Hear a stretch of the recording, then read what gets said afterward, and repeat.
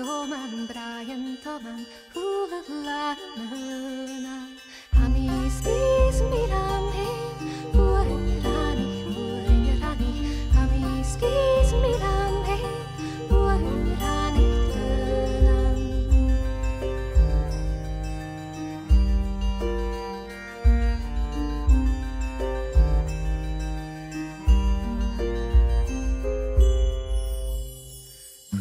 Toman, Brian Toman, Kulan Toman boy, Kulan Toman, Brian Toman, Kulala Mahuna, Ami skis mirani, Buenirani, Ami skis mirani, Buenirani, Ami skis mirani, Buenirani, Ami skis mirani.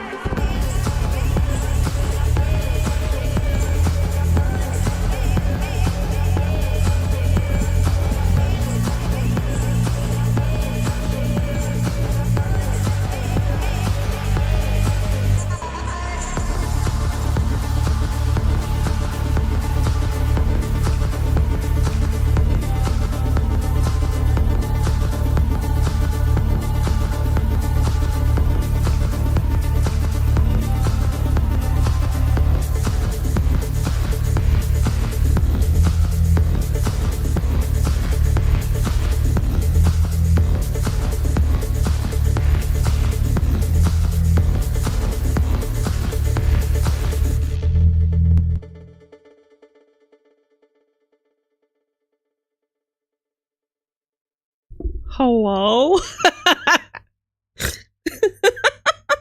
Hello? Oh, was that a surprise? Oh my.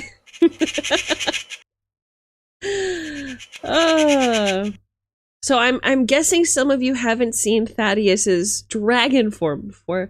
Yes, this is usually what, well, this isn't usually what it looks like. That's what he used to look like.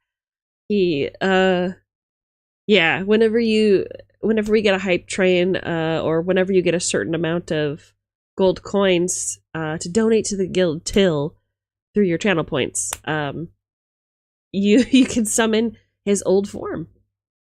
He is a quirked up bird, but, there's a reason for that.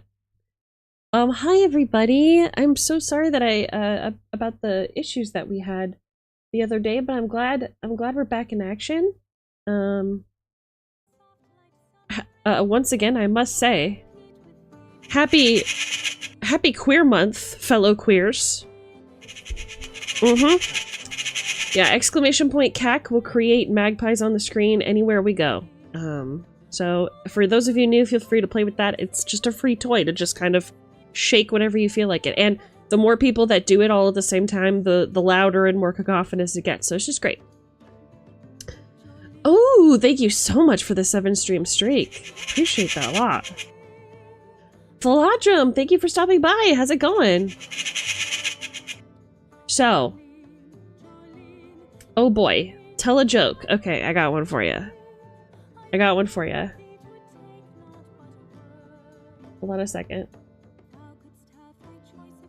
Is it cool if we stop by reception? I'm feeling a little bit like chill, so we're gonna stop by reception at night. Hopefully that's fine. Patty. I need my effects. I need to look like I'm really here at night. Hold on just a minute. I'm begging you. 1 second, you guys. Hold on a minute.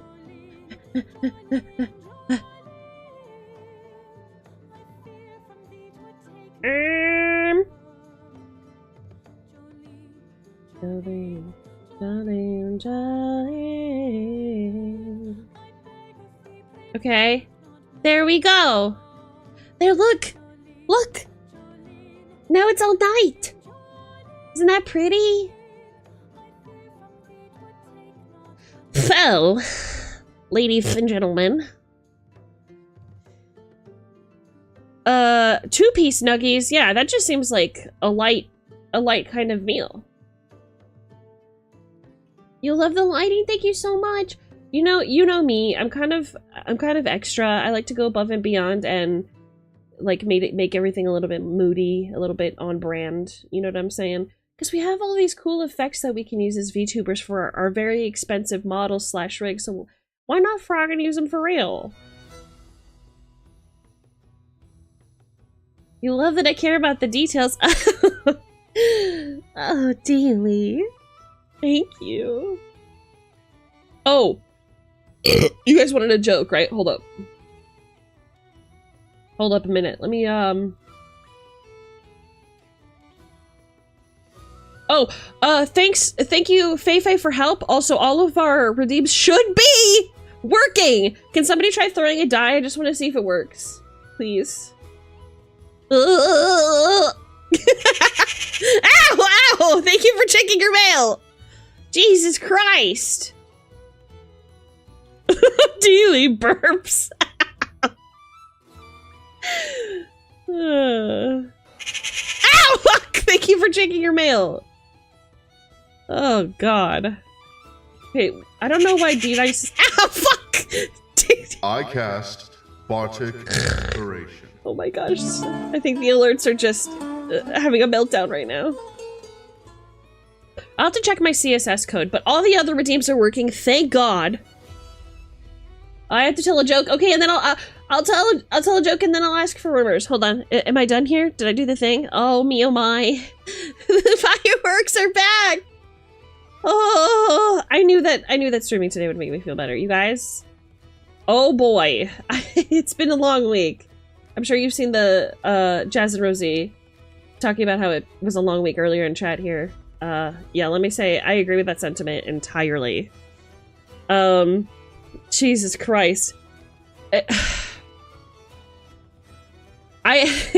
So you guys saw my kind of like neural meltdown about my headphones the other day. Thank you again so much for everyone telling my new headphones are awesome and radical, and I'm so grateful. And they fit great and they seem sturdy.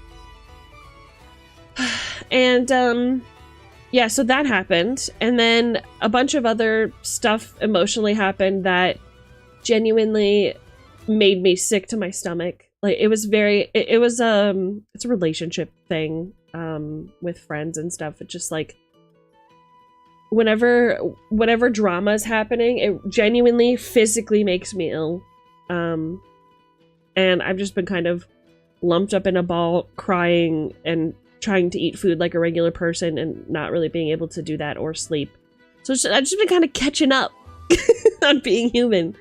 But I knew that coming here and streaming today and seeing all of your beautiful faces would cheer me right the frog up. It's exactly what the doctor ordered, I fear. I fear.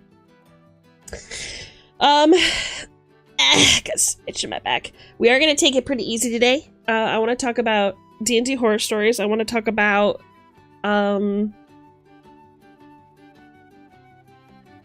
stuff. I know, so specific. I know. I just wanna like connect and catch up. And thank you so much for the sub. Thank you very much. Appreciate that, Jazzy. Well, let me catch up with chat really quick. Hold on one second, okay? Dice no worky? Yes, I fear. I don't know why. I'll check the CSS. Could you put it on my to-do list if you can, Argus? And then I got slammed with mail. Hi, Silver! Hi, Mikey! Oh, I had to tell my joke! What do you call...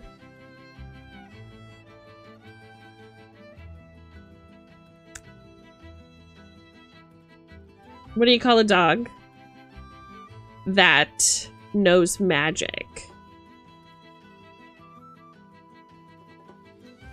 A labracadabrador. Hi, Gear!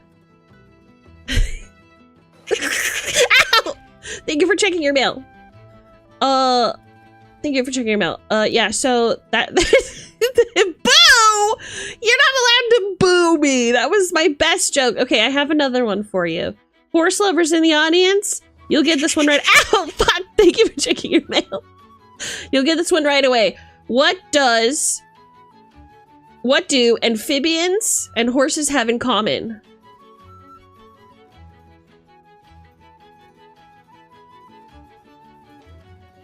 They both have frogs. Horse people? Where are my horse people at? Horse people? You know what I'm saying?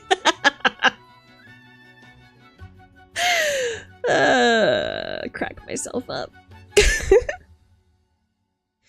But anyway, enough about me and my frankly amazing jokes.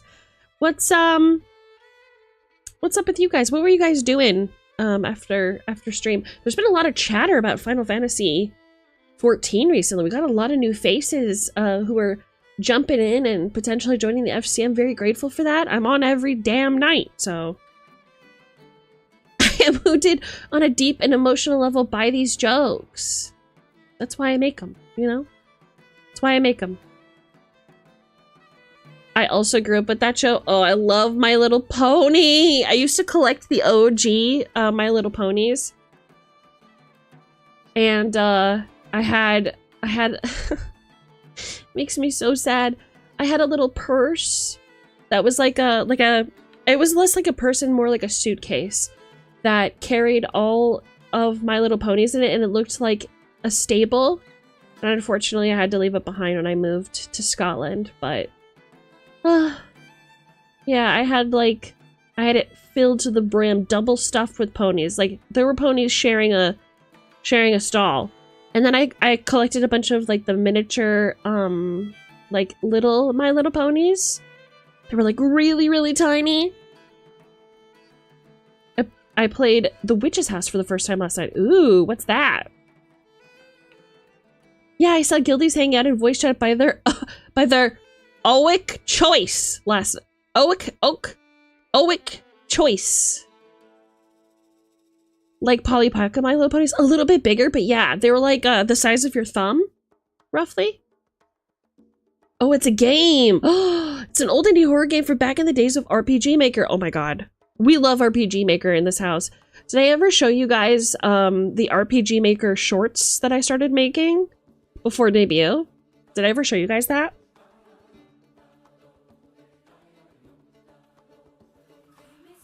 Using OBS and StreamerBot, I just made like a bunch of shorts that looks like it was made in RPG Maker. Because I used to know... You've seen him, Dilly. I'm sure you've seen him. I used to know how to program for RPG Maker because, I mean, I'm a storyteller. I want to tell stories. And I thought, RPG Maker would be such a good way to do this. Haha, this was before... Hey! What are you yapping at? Do you have something to say to chat? You have something to say, Hanat?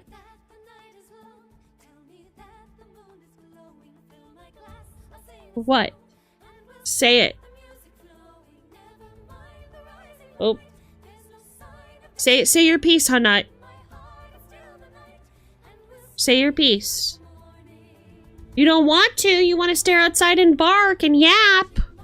No, no, no, I fear. No, no, no. Not while mommy's working.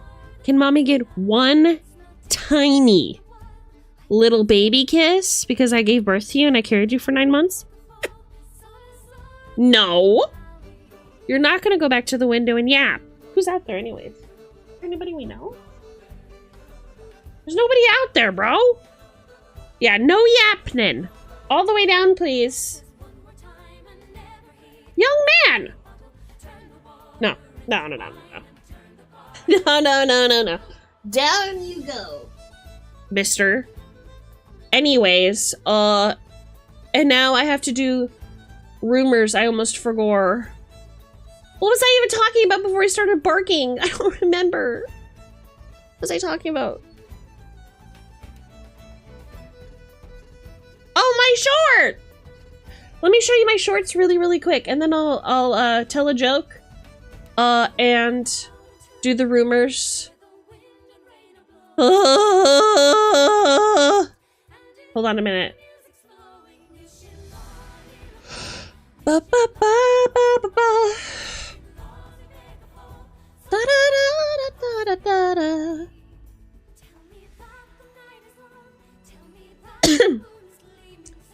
Chat back away slowly. She thinks it's her child. I don't think Nut's my child. I know he's my child.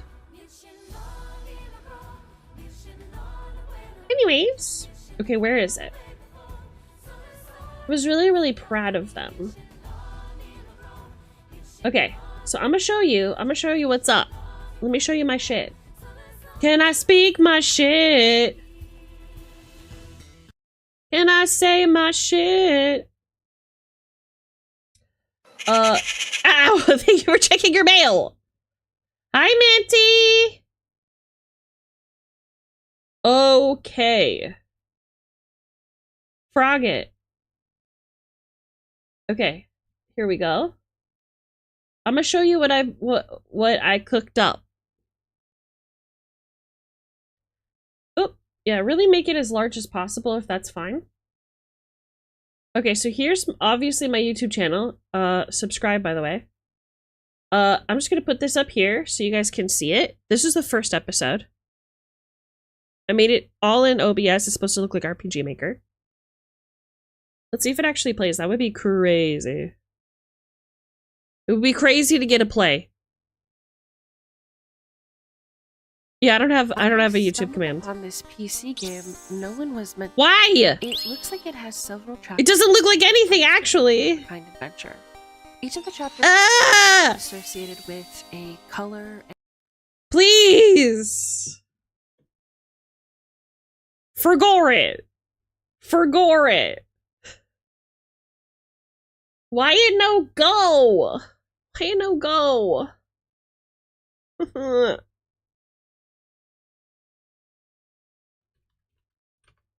Da da da da da da da da da da da. Actually, Frogget, I think I just sent one of the episodes to Feifei, so I'm gonna just play this bitch RQ. I'm really gonna just play this bitch for real. Hold up. I stumbled upon I'm just gonna play the TikTok because I don't know what's going on with the YouTube one. I really can't answer that. So anyway, here's what I made on OBS. It was meant to look like it was made in RPG Maker, but everything was done in OBS and StreamerBot. And of course assets that I personally created. So it's all me. Let's take a watch. Here you go. this PC game no one was meant to play. It looks like it has several chapters and promised to be a one-of-a-kind adventure. Each of the chapters looks like it's associated with a color and a gemstone. I clicked the first chapter that caught my eye, my favorite color, green, and then a prologue showed up. This is the last attempt I will make. The story has taken over 10 years to write. It's been a webcomic, a dream, and now it's a video game. I used to believe telling this story was my destiny, but after so long, I don't know anymore. Suddenly, lightning strikes. We see a silver-haired figure being accosted by a group of shadow warriors. They push him to the edge of the cliff, and then his body is sent flying off the bridge to the darkness below. Do you think he's dead? Sending him flying was such a hard effect to I do. don't think it matters, Martin, says another. A figure in a red cloak appears on the screen. Take him to church. What an entrance. I'll record these sessions as often as I can. Is there a chapter in particular? Sorry about the audio quality. I don't know what's going on with it. And don't forget to subscribe. See you next time. I stumbled So I made like 3 of these little mini episodes. Yeah, thank you. So it was supposed to all be leading up to my VTuber lore. But it was just too much work on top of the big event. So I had to, it ended up on the cutting room floor, till I could debut. And I haven't picked it back up yet. But I plan to eventually. If you're interested in watching those episodes, they are on my TikTok. They are on my YouTube. Yeah, take a look at them. I would love to hear what you think. But that's kind of like what I'm saying. You can do with StreamerBot and OBS if you really wanted to. It really lets you have full creative control over. Yeah, I made it. Yeah. And it like you can literally make your own TV show if you want to, just using OBS and StreamerBot, and like being a little creative with what you can actually do with those systems. I recommend, if you are interested in doing like telling a story, right? And you don't want to learn how to code an entire RPG, just figure out a way to put assets into OBS and record it. Because as you've seen, it's not like the highest quality gameplay, but it's not supposed to be, in my opinion. It's just meant to kind of push the story along. And I'm still learning, so I'm sure the quality could increase with time, but yeah. Anyway, no, go take a nap. Where was I?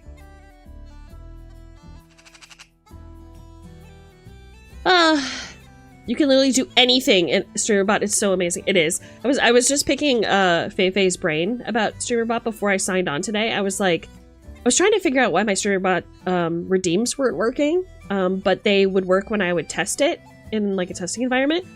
And it turns out the entire problem the whole time was that you can sign into StreamerBot as your broadcaster account, but you can't use your broadcaster account also for your bot account because then the redeems don't work. I don't know, it's a coding error, I don't know. So we fixed that. Thank you so much, Feifei. The cutting room, she birthed the video. So true. So Esme's favorite color is green. Interesting. Totally not shocked at my dumbasses for not figuring that out. Yeah, my favorite color is emerald green, also known as Paris green. I feel like that color represents me best. It represents my heart. Also, you know, my name's Esmeralda, so makes sense, right? But yeah, I've also tried turning my lore into a comic. There's actually a like sketched up version of like a huge chunk of it. And I go through periods where I'm not very confident in my art anymore. So I would rather like use my art for relaxation or when I need assets or, you know, something not serious, as opposed to like dedicating an entire comic to it where people are going to like see it and possibly analyze my work that I'm not, you know, very confident in yet. Yeah. So I thought I would do OBS and StreamerBot to tell the story instead, and I really like it. I like where it goes a lot better because I can kind of tell it like an RPG. And you guys saw on my debut like what kind of vibe that has, and I really liked how that felt. And I was like, yeah, this is like a great way to tell the story, because people who love like the old school video games and stuff, they're gonna feel this big time. They're gonna be like, oh, this was really inspired. And most of the time they won't even know that it was just OBS and StreamerBot. So having some like art ability helps create your own assets for little projects like this too. So same, it's a foreign language for my dead head. It just takes a lot of effort, and honestly, me and Faye were talking about this too, like part of it is just being a couple of broke bitches, you know. You gotta you kind of gotta pull yourself up by your bootstraps and like learn things, because if you don't, like, you're kind of screwed out of content. So I guess in some ways it can be a boon to force yourself to learn these really new systems. Like, if anybody asked me on any given day, hey, do you want to learn CSS to like have these big events and like tell a story, I would be like, no. That sounds fun, but I'd rather not. But being a VTuber and seeing creators like Yomi Quinley and Shindig, and just like being so inspired and being like, you know what? I run this show. This could be like my drag queen like stage, and I could run whatever fucking show I want to on it. So why wouldn't I do that? How could I not just like have these big events and like party with my friends? Like, I'm just going to do it. I will simply figure out how to make what I want to happen. And that's it. That's my entire story. I was like, well, I'm too poor to buy these things, so I have to create them. How do I create these things? And then bam, I just learn it. Done. So, Popular Wozy. Oh, Wozy-chan. Oh, Wozy. Thank you for checking your mail. Been trying to figure one thing, and I've just been shaking a friend to show me how. Yeah, it takes a lot of practice. I recommend Nutty is his name on YouTube. Check him out. A Discord workshop for those interested in stream elements would be cool. And I found out from Faye that actually, if you know basic like coding / CSS, or if you are able to like use existing code, you can actually host everything straight from StreamerBot. So she kind of explained that to me, which is really cool. I really like that. A Discord. Oh, I already read that. Green gain whoop whoop. Yes, rise up. What specific color of green do you like? Also, I thought your favorite color was red, because you're just like a red and pink guy. I don't know, you tell me. Arsenic green is a very good color. Yes, yes. And here's the best part about this Paris green, this emerald green, right? Arsenic green, if you will. So the reason they call it arsenic green is because that arsenic is how you get that particular shade of green. And back in the Victorian era, obviously people who did painting and like, or used it on their dresses and stuff would be like poisoned and stuff like that. It was a very Victorian ideal. This Paris green is like the epitome of the Victorian era. And if you have been here for any amount of time, you know that kind of links into my Weirwood Victorian event that I do every single Halloween. See how everything's kind of connected? I love branding. That's all I have to say. Everything is connected. So it's all connected to my brand as Esme Silverthorn. Paris green reminds you of the Victorian era. Victorian era reminds you of the Wayward Victorian Tea Party, which we do every single year. And then when spring comes around, you see that Paris green, you're like, oh, spring, Esme Silverthorn. Bam. To Parla's Francis Esme. No, I fear not. Esmeralda, like the hot lady from Notre Dame. That's correct. The one who held up her arm and screamed justice over the crowd of it, over the angry mob. Yes, that was me. I feel you on that. Your art is so good though. So okay. I'm still learning, and I have the love-hate relationship and like a lot of trauma around my art. Because believe it or not, you guys, maybe some of you have experienced this. When you get older, something that you thought you were really good at and you got a lot of praise for as a kid, the world doesn't react the same way as like your peers or your parents would have. And yeah, people can be very critical and very cruel. And I just kind of I just became very self-conscious about my art, and I've been through a lot, so I've gone long periods without practice, so I think I'm just rusty, and yeah, I accept it for what it is, which is something to kind of ease my mental anguish a little bit. It's just something for me, you know, and I've decided that that's okay. Mm-hmm. It's a pretty color, hides shit from 2 years ago that was super into green before silver became the obsession. Gotcha. So you used to like green a lot. Fun fact, Paris green was made in Germany. Ooh, I didn't know that, Gear. Gear, did you see that we're running Mythic Bastion Land on Friday? In the Discord. Your debut was squishy and fluffy. I don't know what that means, Mikey, but I love you so much. Silver and green is a nice combo, to be fair. Agreed. Yomi's a beast. Yeah, Yomi's always been my Kamiyoshi. I learned so much from her videos. She is one of my biggest inspirations for wanting to put on a show and realizing that anybody is capable of creating like a truly authentic, unique experience if they chose to, and how to do like interactive streams and stuff. She's just and branding. I learned so much from Yomi Quinley, genuinely. I know that there's probably not a universe where she and I will ever meet. I mean, it's a pipe dream. Maybe someday it would be cool, but I hope that she knows how impactful she is. I would not be standing here before you without like being inspired by the things that Yomi Quinley has taught me. She's just a huge inspiration for me. She really opened my eyes to the potential of the real potential of being a VTuber. Like, yeah, okay, pretty anime girl yapping at a screen, but what else? Like, you have the opportunity to like tell a story and to make people have a unique experience they can't get from any other streamer. Why wouldn't you try? You know?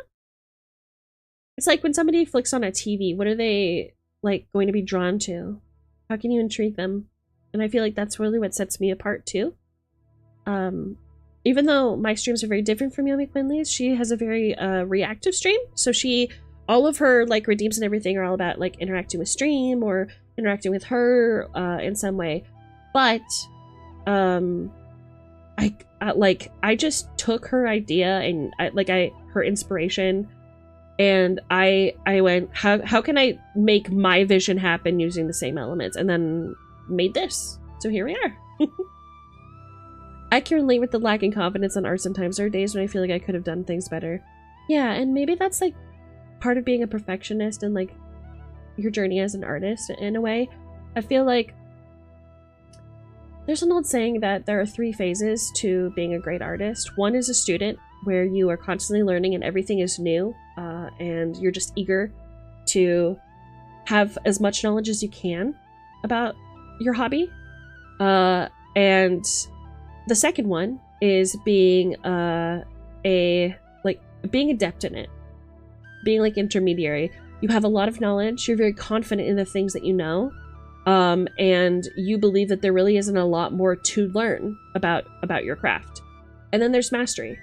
And mastery sometimes is realizing that you hadn't learned everything at that stage in your career, at the middle stage, and it opens your eyes to limitless potential with the art that you've chosen. It like you realize that the whole time you've been creating using bumpers, and it just is like removing the bumpers, dismantling the railing, and letting you create and explore whatever strikes you. And I think that that's so beautiful. I think that's so beautiful, you know? And I think maybe that's kind of where I am in my journey. I would have considered myself— ow! Thank you for checking your mail. I would have considered myself a master probably maybe 8 years ago, because I was creating art regularly. I was doing art studies, I was painting, I was sculpting. I just like dug my hands into everything, and I was just like, oh, I know how to do this and that, blah blah blah. I was doing webcomics. You know, that was when I got my opportunity to make art for an official D&D campaign. So I felt like, oh man, I got this. I'm like a great artist or whatever. I don't think there's a lot more that I can learn. I just need to keep practicing. And now I'm at the stage where I'm like, no, I know that there's more I could learn. I know that there's more that I could study, more that I could improve. And I think I just strive to be at peace with my work, and to be able to express myself in whatever way feels comfortable for me.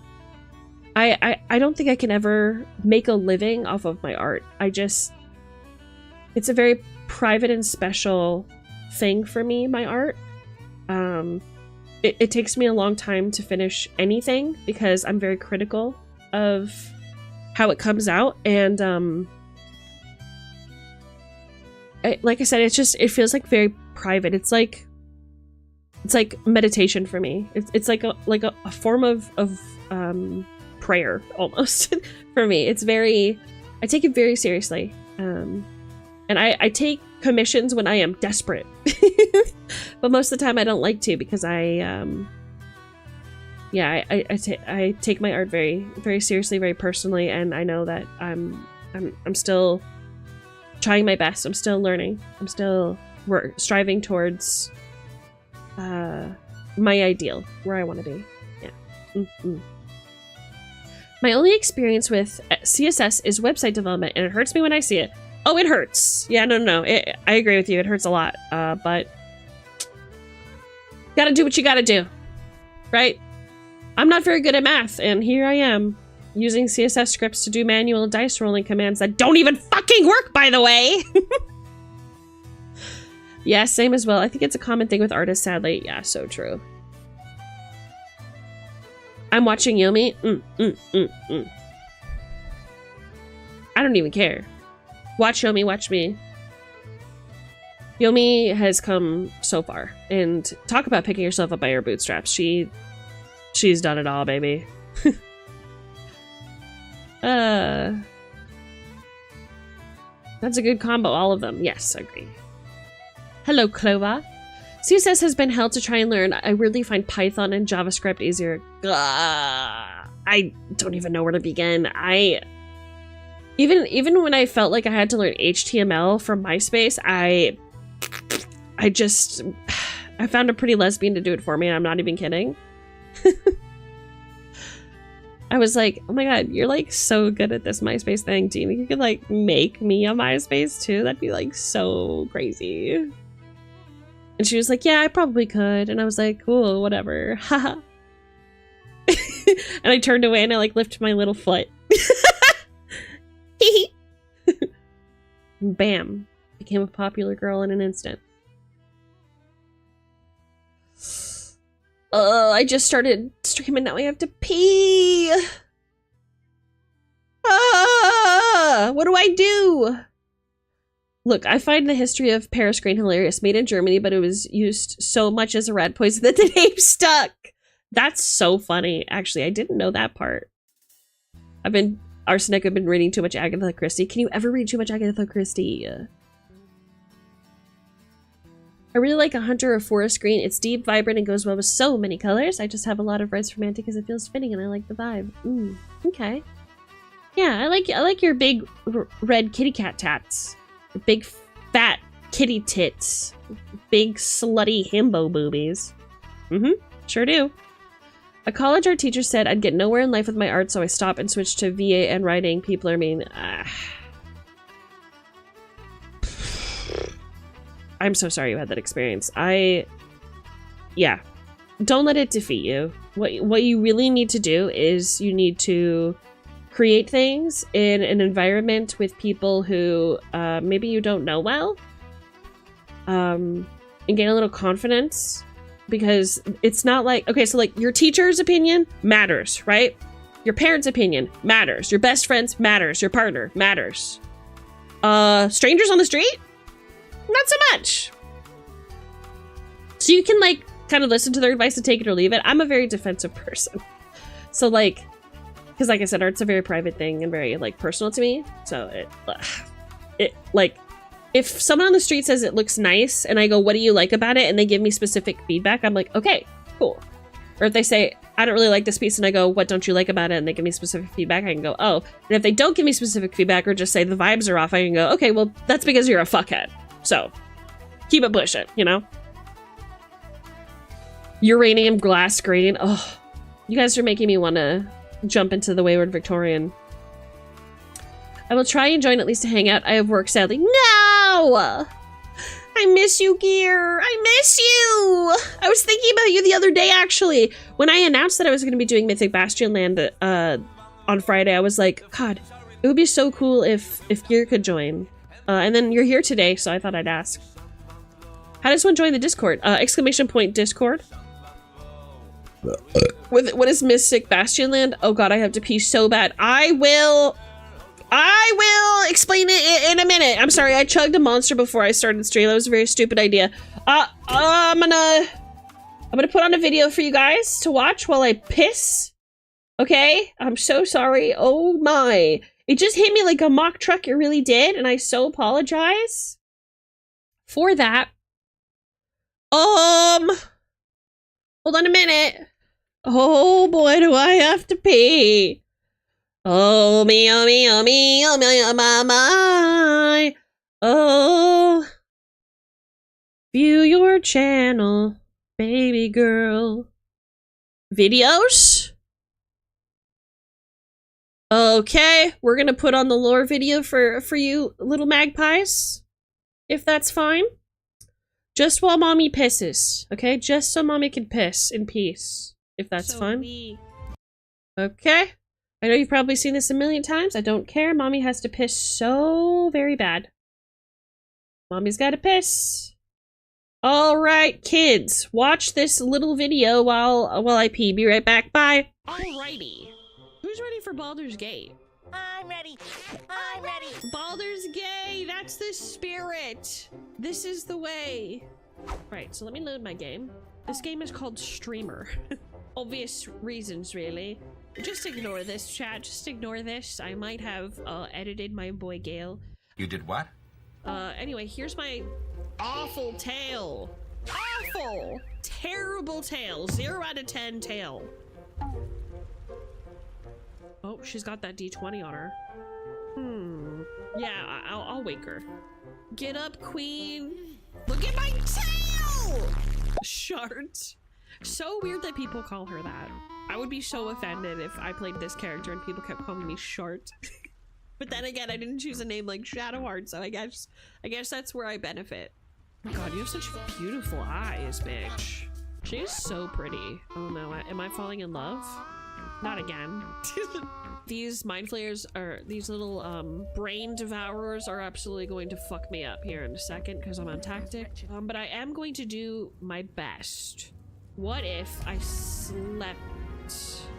You have 15 hit points? That's worth it to me. That's worth it to me. Sleep. This is tactician, mind you, so this will be interesting. Oh, that was yummy. That was yummy damage. He got his synaptic discharge. He got his discharge all over me. That's disgusting. Gosh, I'm scared. I'm scared. I'm scared. Ouch. 90% chance I fuck this guy's day up. Why not give him a couple of them? That was pretty good. 4 and 2. That's a 6er.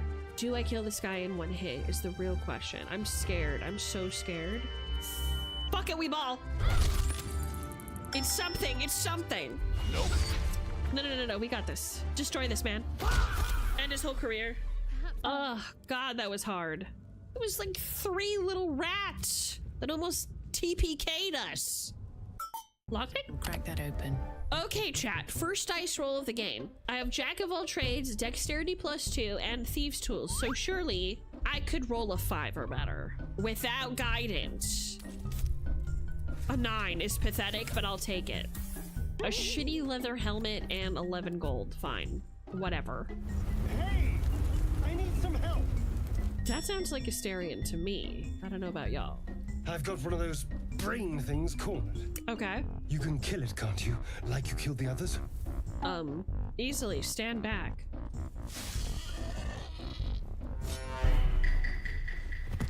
Also, my perception, much like real life, is very low. And now you're going to tell me exactly what you and those tentacled freaks did to me. You have it backwards. They took me prisoner just like you. Don't lie to me. That's right, Twink. Now we're seeing the same things. The experience of being a top has shaken him to his core. He doesn't know how to deal with it. He hates it. What's going on? It's the Mind Flayer's worm. It's connected us. I'm a talker. You know what? I'm the right class to be behaving like this, okay? It's on brand for me to be a little haughty. Little haughty, little naughty, innit? You approach the dying monster. This is the thing that abducted Oh no, you. he's hot. You could end its life here and now, if only you didn't feel compassion. I don't know if it's compassion that I'm feeling down there, chat. Swelling in my womb. It's compassion, right? You perverted sick fuck!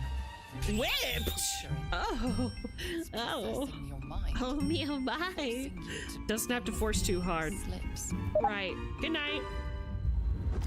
I know I said I'd kill none, but this is my freebie.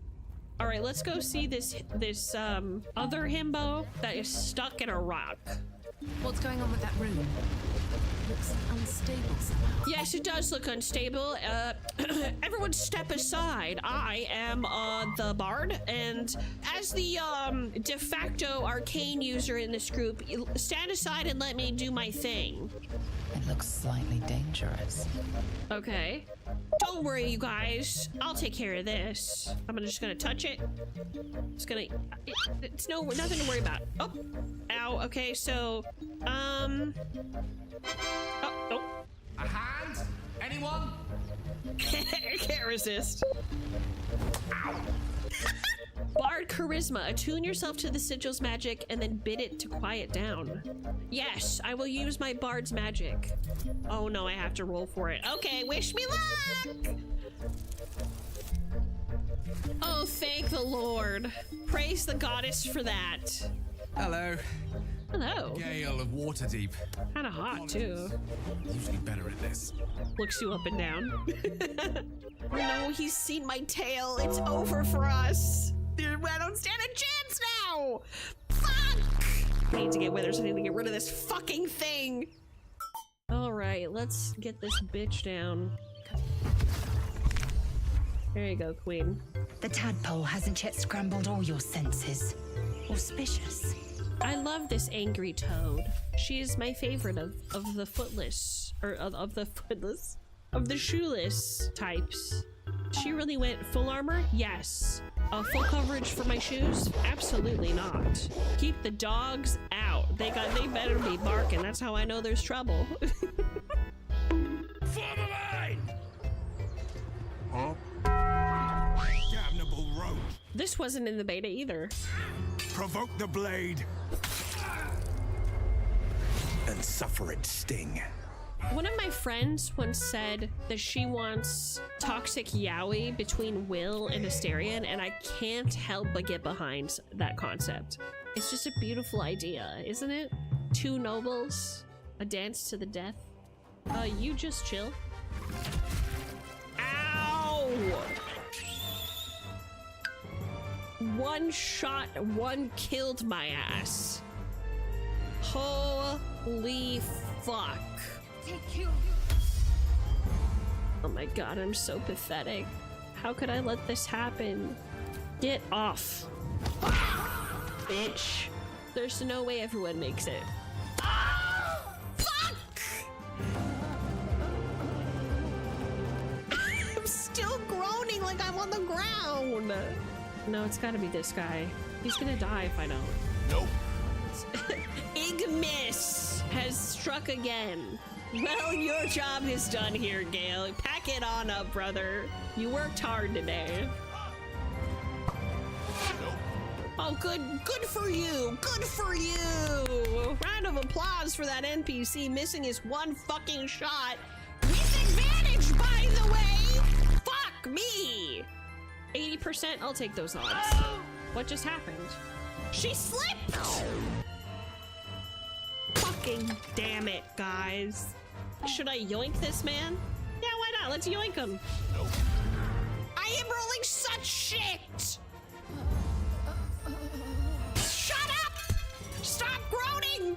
Throw him at that guy. Yeah! Woo! Miss! How do you miss? He was 3 feet in front of you! Oh god, we're so weak. Everybody's dying. Fuck. He's knocked out. We did it! We got one! And then I want you to take your sword and give this guy an enema. Knocked out! That's 2! A peaceful enema, a comfortable enema, gently with your sword. You're filthy. If it worked. Hello, I've returned. How did you enjoy it? Thank you for allowing me to piss. I appreciate it. For more of that video, you know what to do. Watch the damn YouTube for real. Kiana edited that one. Thank you so much, Kiana. You are kind of boss for that. A little bit of a boss for that. Oh, hi, Dealey. Hi, my love. Oh, my sweet.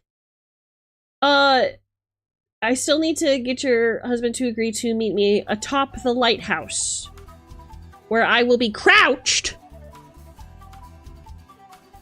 ready to throw a barrel at him. Exclamation point YouTube. Yeah, I keep forgoing. That's on me, smiley face. Sorry.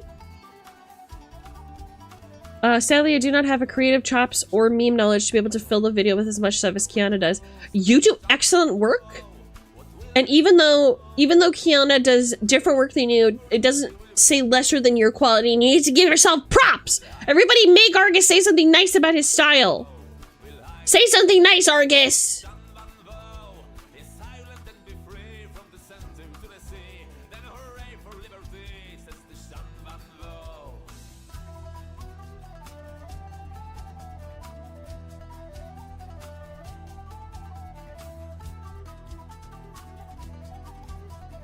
We're not moving on until you say something nice.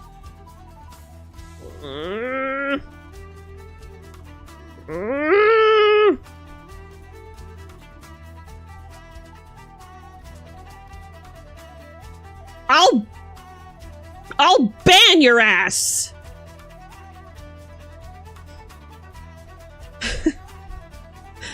Gus is sexy. His hair is so beautiful and smells wonderful. It's true. It's true. Also, hi, Shubi! It's time to study the art of YouTube meme overload videos. That's true art. I agree with you. Hold on. Please don't. Remodding takes ages. You could just do as I say. Yeah, compliment your art style.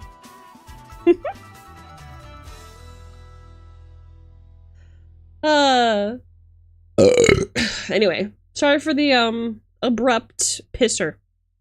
'Twas urgent, I fear, comma. 'Twas urgent. My short king himbo brother, just do it. See, Manty knows what's up. Manty does as he's told. Don't you, baby? Don't you, little baby boy? Don't you, sweetheart?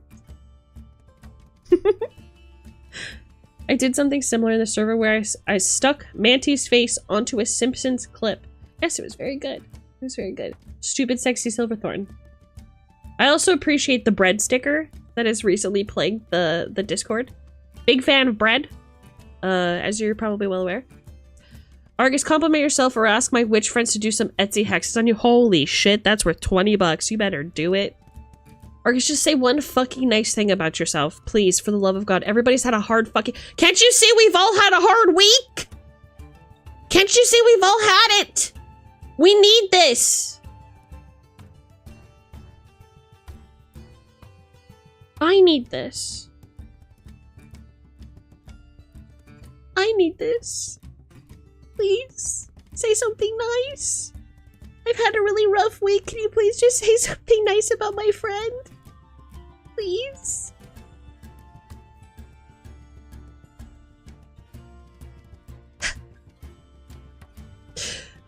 Do you see what you've done? Do you see what you've done?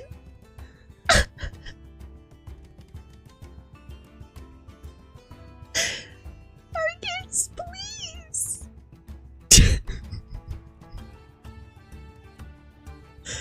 Yeah, be nice to me, or I'll invite you on top of a lighthouse. I don't like this group therapy session. You're hurting her. We've all had a hard week. I'm not gonna be hard on you, but don't be such a shit to yourself, or I swear to God, I will bully you. I'm just being genuine and honest with you.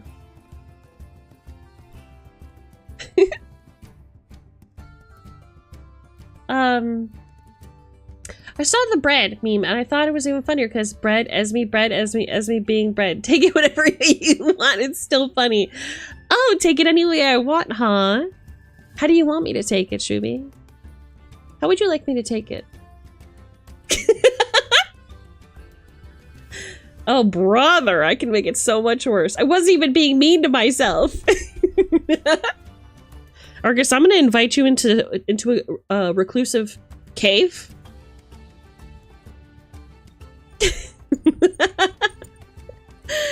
Breads me? Yes, please. No! No! Dealey! You're not going anywhere! Get back here! Get back here! Get back here now! You're not allowed to go! I haven't let you go yet! You're not allowed to go yet!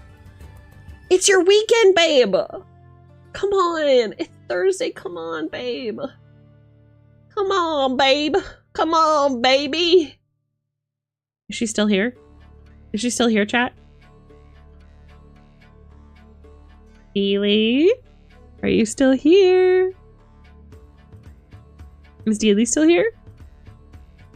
You guys fucking scared her away. Fuck! Shoot! Frog it! Frick!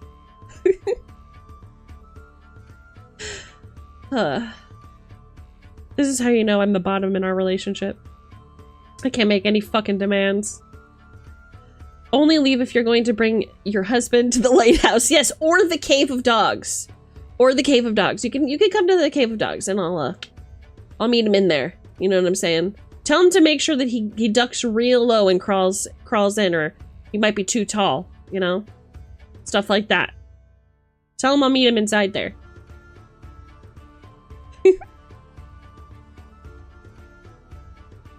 Anyways, chat!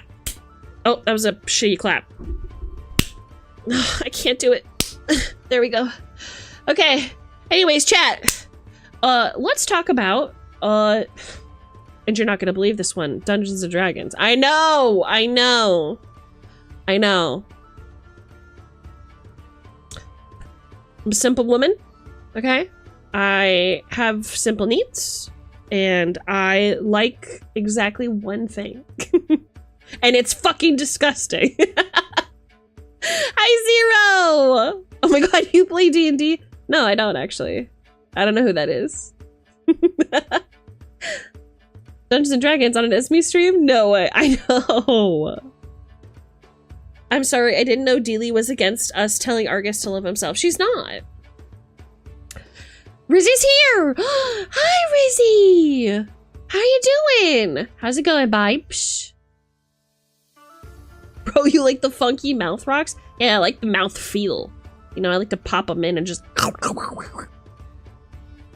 Hating math but loving D&D. It's painful. Yeah, true. Usually what I'll do is I'll roll behind the...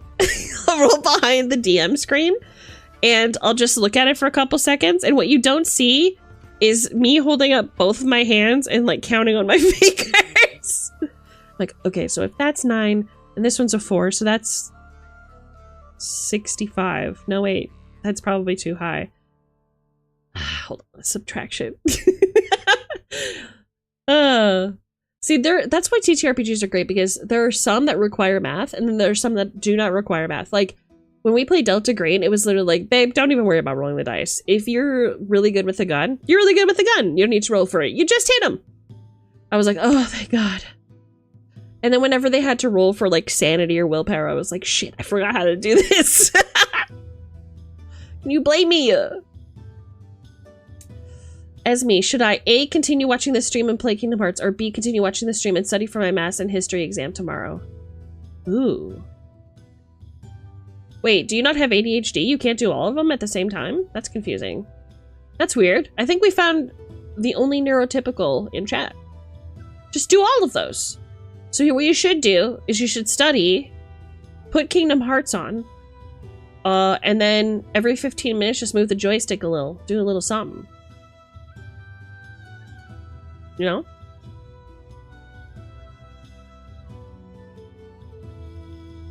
Vampire the Masquerade doesn't need math either. It's like 90% roleplay. Don't even get me started about the fucking dice rolls and Vampire the Masquerade. I'm glad that you feel that way. But throwing 65, you know, what is it? Is it D8s or D10s? I forgot. In order to count successes is my hated foe. I fear. For me, more dice isn't more fun. I'm like, okay, great. I feel the same way about 7th Sea. It's not just a vampire thing, but I'm like, okay. Call of Cthulhu doesn't really have a lot of math either. I have other issues with Call of Cthulhu. If you're gonna play Call of Cthulhu, just play Delta Green. It is less based in racism. It's extremely expansive, has a very strong following and community. More published adventures, and less about like witty rich folk solving chthonic crimes. It can be anything. It's pretty cool. My VTM game feels like a damn telenovela. Ooh! Ah! Hick. I swear to God. I'm interested. I'm curious. I would be interested, genuinely. I've thought about this. I was like, I would love to run a comedy Vampire the Masquerade game. I feel like that would be fun. Like, what we do in the shadows with Vampire the Masquerade. I feel like that would be so much fun. Ow! Thank you for checking your mail. And I thought, like, man, I would love to be in a game like that. Like, I would be a Toreador. Daly would obviously be my ghoul. Argus also would be my ghoul. Daly would be, like, my, like, girlfriend ghoul. I would, like, do you guys remember the Vampire the Masquerade, playthrough that I did? And I charmed Heather, I think her name was. And she was, like, my ghoul, but she was also my girlfriend. Your ghoul friends?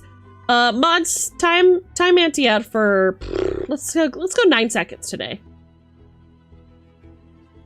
I would be a Toreador. I would be charming, beautiful, handsome, elegant, and I would just make yucks about like being sexy while Argus took care of my to-do list. I ain't being a ghoul on one of those wizard folk. No, you're my ghoul. You're definitely my ghoul, unfortunately. Unfortunately, sadly for you, you're my ghoul. Yeah. I hate to say it like that, but you know, it is what it is. What if you made it so that you could roll a dice, whatever roll you get determines how good of a joke you should tell? I think that's great for people who, like, know a lot of jokes. That's some Monster High slang, Manty. So true. I love Monster High, by the way. Huge, huge fan. I also used to collect Monster High dolls before I moved here. I had, like, 24 of them, I think. I had all the classics. I had, Venus McFlytrap was my girlfriend. Obvious reasons, really. She looks like a lesbian. Tell me she doesn't.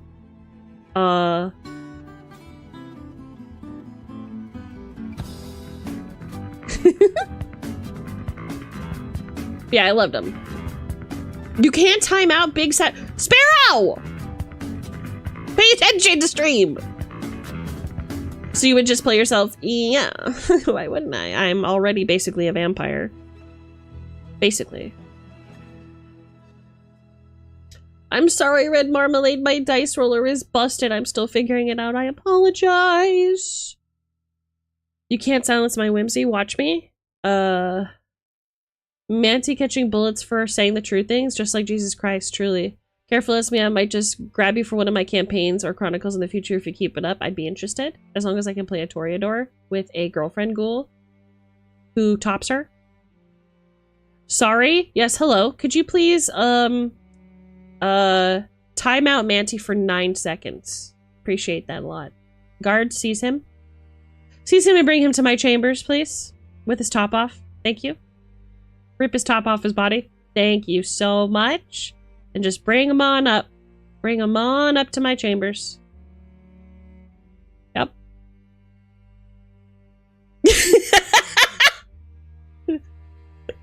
Lucky.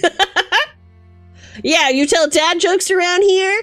That's the treatment that you get. Something to consider for all of you fuckers. Something to consider. Keep that in mind when you're socializing in my chat, okay? You start flinging out the dad jokes, you're gonna get it. Sparrow? Sparrow, I haven't seen you seize him yet. Sparrow, have you seized him? For 9 seconds? And torn off his shirt, please? Thank you. Thank you, thank you. Mama said so, that's right. That's all I have to do, give me a sec. No. Shubi, no, don't do this. Shubi, do not do this. Shubi, come on now. Come on now, Shubi. You're so wholesome and innocent. You wouldn't want that. You wouldn't want... The things that I would do to Manty up there, you don't want to know. You don't want to be a part of any of that. You're too wholesome. It's not for you. Whip out the dad jokes, get turned into a dad. Literally my first time using the timeout command. Hell yeah, we really popped a cherry here today, lads. You heard it here first. Manty Pop Sparrow's cherry. But dad jokes are peak humor. You know they're good when they make their wife roll her eyes and you just sleep on the couch for the night. Yeah, exactly. Leave me, I'm exactly where I want to be.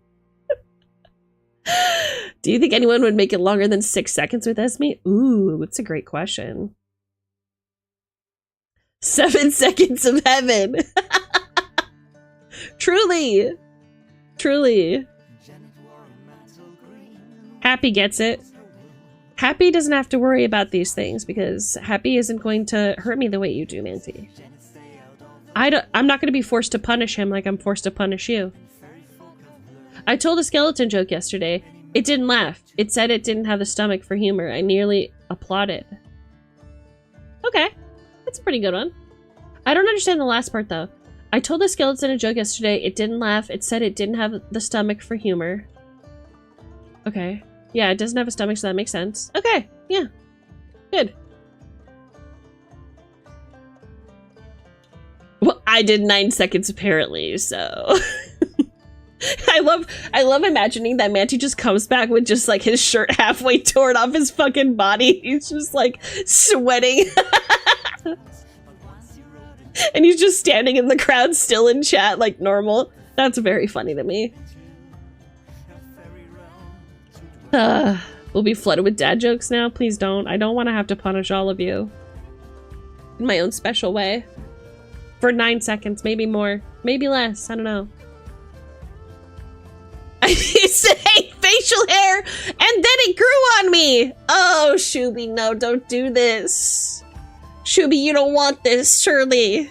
You know what, Shuby? I love you so much. I'm gonna give you a pass, okay? You get a pass for this one. I'm not gonna do anything to you.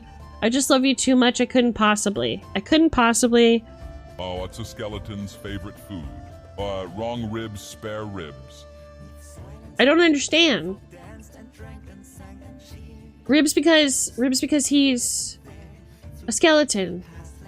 Here comes the rapture. Just his shirt halfway torn off with several nips on the side of his neck and shoulders. What do you call a goblin with a limp? A goblin! It's a pretty good one. I'll take Shuby's punishment. No. You're acting suspicious. You're acting like you like it. I might have to reconsider this. This punishment system. It's getting to my PC so I can start sharpening my timeout axe. Yeah, that's right. Put your flaps back on. This isn't Naked Mod Day. Come on, crawl out of bed. Let's go. Keep it pushing. Keep it moving. Nobody look up Argus's skirt while he gets up, except for me.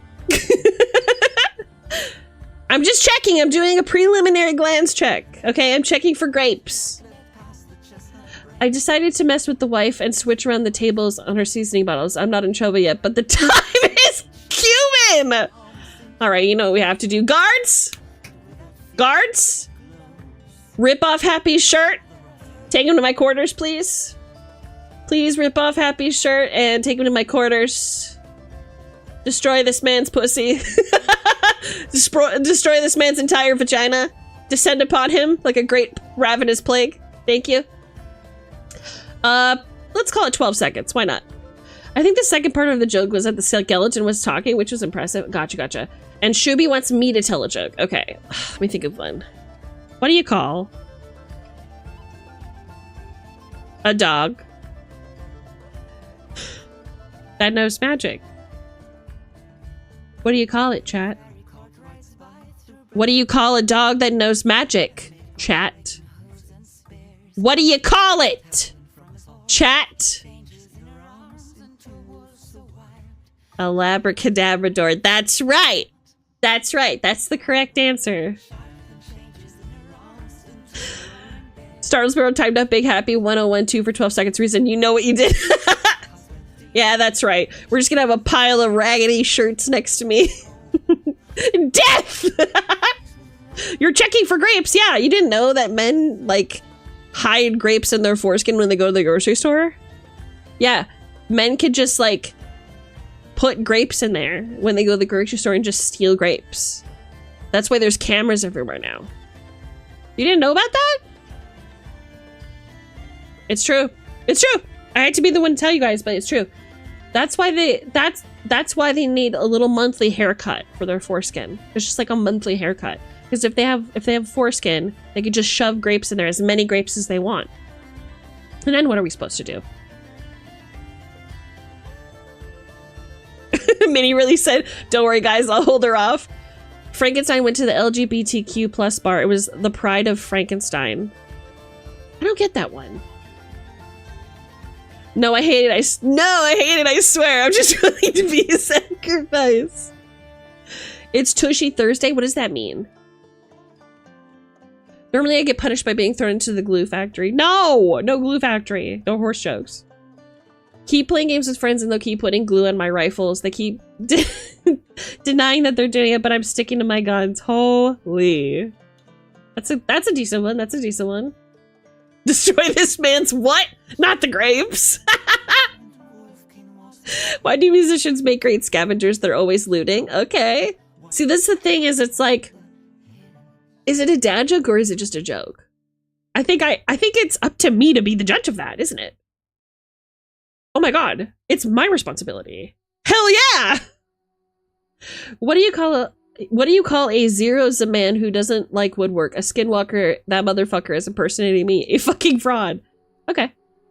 Happy got double tapped. Oh no! Is Happy back? Happy, can you see this? Happy, respond in chat if you're back.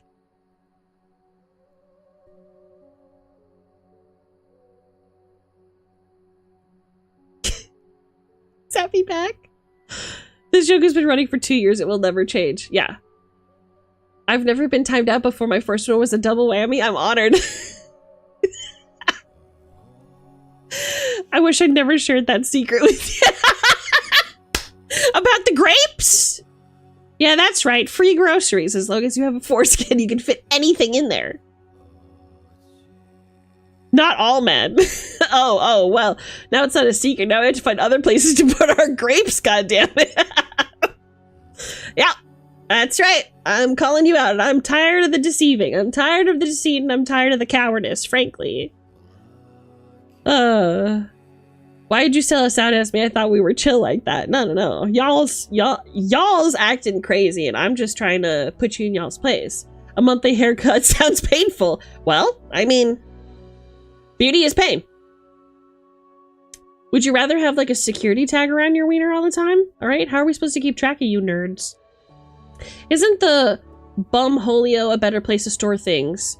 It's a prison pocket, right? I mean, yeah, just like women, men have 2 areas where they can store paraphernalia. Most of the time, because grapes are a familiar and like safe shape. You know, it's a circle, it's soft. If it were square, we'd be having other problems. It's a soft shape. You can shove it straight into the foreskin and just eat as many grapes as you want whenever you want. It's like a little snack, you know? That's why men go to the gym with only a bottle of water and not like a granola bar or anything. Because they already have their like little protein pouch on the inside. I don't know. I'm just saying. I'm just saying. Oh shit, I need to pull up my Vash thigh pic folder? What? Happy, speak to us. Normally it's a pun. He can barely move. How does carbon dioxide make soda so bubbly? It obeys the laws of physics. You're almost there. You're almost there, Silver. You're almost there. We love Labracadabrador around here. We sure do. What does a Mexican duck say? Guac guac? No, I fear that's not good enough. I fear you're still in the audience. Also, you don't have a shirt for me to tear off. You need to chill out. When is a door not a door? When it's ajar. Okay. It has to make me cringe. Do you know what I mean? You guys can do better than this. What do you call Sora if he had a stand? Ora. Got it?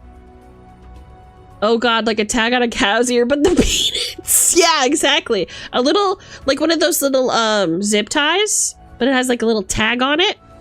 But that has like an ink sac in it, so that when you go through security, it'll explode in your pants if you're stealing anything. Okay? Yeah. I'm a genius. I'm a genius. Put a little ink tag around the penis, around the head of the penis, to stop theft in its tracks. Sir, did you steal anything in the front of his pants? It's just blown out down with black ink. No, and you can't prove that I did. No can do. That's where I hide my Legos. Jesus Christ, you're sounding yourself with your Legos? That's crazy. SB bears all men's secrets. Maybe not all men. You know what I mean? There's like, maybe some haven't been passed down the forbidden knowledge. That's why men need chastity belt. Random trapdoor opens beneath me. Get on my level. I store Lego bricks up there. Sheesh. Y'all locked in on this, huh? Raise his hand. Wouldn't some women have 3? They also have booby pockets. It's more like a table, I fear. When you get an erection, does it make that brick sound from the Lego games? All right, mods, get him. Get Manti. I don't like that at all. I don't like that at all. It's gonna be at least 6 seconds. 6 seconds. Tear this man's shirt off again. No. Take that back. Mods, seize him. It's 6 seconds. I want you to staple his shirt back to his chest, rip it back off, and then slap him. Thank you, mods. Thank you so much. You don't want to eat sweaty grapes in the gym. Totally. It's Thighs Day. Oh, okay, that makes more sense. Dad jokes are. Oh no, I'm running so behind. I apologize. Dad jokes are masturbation. They always come in handy. God damn it! The man who went to the store to get some bees, he talked to the cashier and ordered 9. The cashier then proceeded to hand the 10. The man spoke to the catcher, hey, you gave me an extra, and the cashier responded, oh, I gave you a freebie. It's too much. It's too long. It's too long. Please be quiet. I'm clutching my penis in pain out of these fucking thoughts. No! You will be ink tagged! Get him! What the fuck? I'd be terrified to have a foreskin now. Well, don't be terrified. I'm sure the grapes are very comfortable. Think about the coolant that they release. The inside of the grapes. The naturally chill interior of a grape will cool down the interior of the shaft. Surely. Surely. Men sound off. I don't know. You guys tell me. What's the grapes? What do the grapes do for you guys? What's up with the grapes? This one's a bit long, but hopefully it's stupid enough. Oh no. A horse walks into a bar. The bartender says, hey, you're in here a lot. Are you an alcoholic? The horse ponders for a minute and responds, I don't think I am. And poof, he disappears. This is where philosophy students start to snicker as they're familiar with Descartes' famous postate, I think, therefore I am, but telling you that first would be putting Descartes before the horse. Okay. That's a good one. I've heard that one before. My best record for this is a snow globe. I don't understand. Manti, you gotta stop. 6 seconds. 600! Manti's dead. Somebody fucking killed him. No, Manti! Are you okay? Are you back? Oh no. When she goes into a Fujo mood. Oh no. Esme, I don't have one. I wouldn't know what that'd feel like. Not all AMAPs are built the same. I'm just asking. Look, if you can't sound off, all of you with P-Nors in chat, please tell me. Oh, I think Manti's dead. I think I'm back, but it was 10 minutes. That is so funny. That was a big slap. That was a big slap. And now he's got staple marks in his fucking chest from his stupid fucking jokes. You deserve that. Say thank you, Manti. Pushes the microphone to your nose. Say thank you. Note to self, the timeout button on the overview autofills 10 minutes instead of allowing you to set a time. We're learning things as we go. It's okay, Argus puts my hand on your shoulder. You're doing a great job. Esme may not share all men's secrets, but she shares some men's secrets with 3 photos all over stream. Those are not secret. You got your tits out all the time because you're a little whore. You're a little slut, and you like it when people look at your big fat kitty cat tits. Stinker. I guess which grapes are like in your foreskin. I don't know. It's wild in today. No. So when you put grapes inside your foreskin, like what does that do for you? Like, is it because ow, you were checking your mail? Hi, baby. How was your birthday, my love? So you put the grapes in. Is it like the gush of the juice? It acts as a natural coolant. Like, why do you guys keep doing? Ow! Ow! Why do you guys keep doing it? Thank you for checking your mail. Like, what keeps you guys doing that shit? You put them out there and screenshot without my knowledge. What do you mean? You fucking love it. You were like, Esme, I'm gonna act really coy on stream, but please get a really good close-up of my big boobies. And I was like, Manti, please, you have to drop this. You have to stop. All right? And you were like, if you're my friend, you'll do it. And I was like, all right, shit, I guess I will. I don't know, I'm circumcised. Does anybody in chat have a foreskin? Now's the time to speak up. Now's the time to speak up. Come on now. Who has a foreskin and can tell us about the grape situation? Be honest, too. Be honest. She told me to take my shirt off. You can't just ask that. Why not? It's not a personal question. Everybody needs to know. For the security of the nation, we deserve to know if you have a foreskin. Just be honest about it. If you've got nothing to hide, you know, then you'll just tell the truth. It's not like I'm pantsing you. You can just tell me. A man walks into a game convention. Oh, so many chat messages. A man walks into a game convention and sees the aisle for new games. He sees one where you play as a KKK member. The man outraged says, where do you get off making games about the KKK? No, this is a game where the member turns into a bee, so he realizes that I'm already gone. I don't know what this joke is. Keep trying, though. I don't think I have one. Okay, we'll check again, just to be sure. That is the most personal question. Is it? Are you sure? I don't know.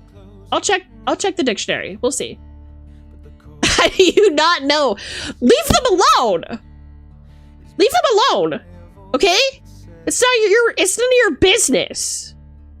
It's my business. I have one. I just like to squish it while it's in there. It makes my wiener purple. Oh, okay. Purple. This whole time I kind of thought it was green grapes. I don't know why. But they shouldn't be dyeing your wiener purple. Are you sure it's the grapes? Are you okay? Maybe it's something else. I don't know. See a doctor.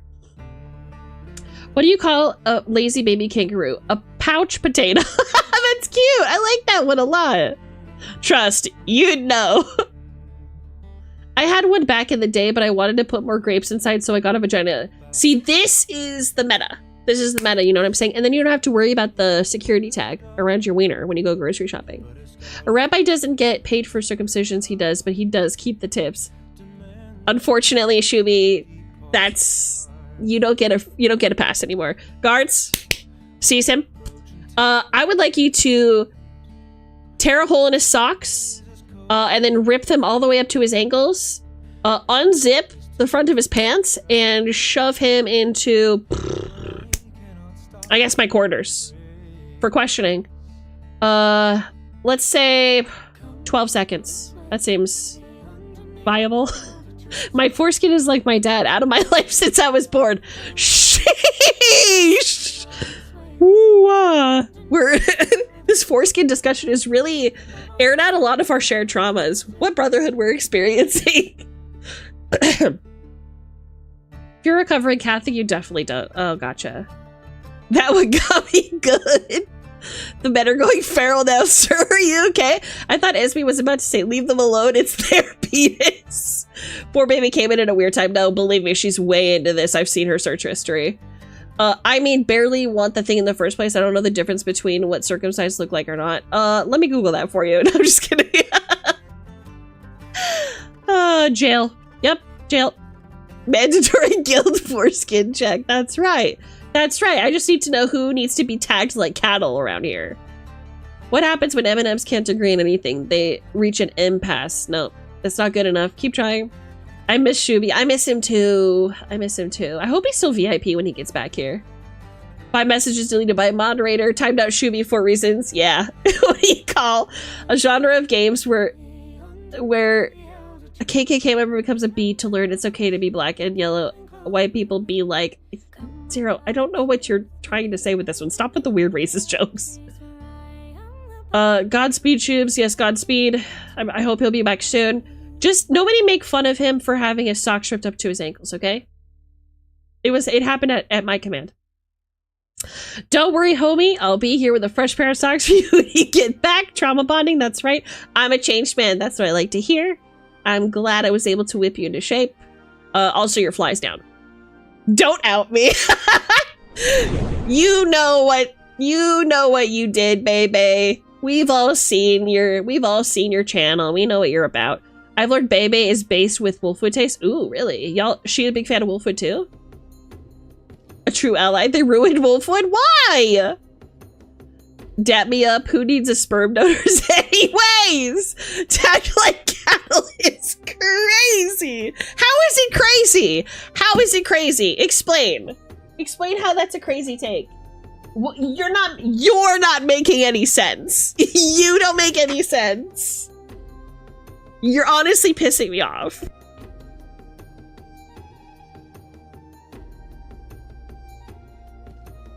Men in chat, you guys are used to it, right? You guys like being tagged like cattle, right?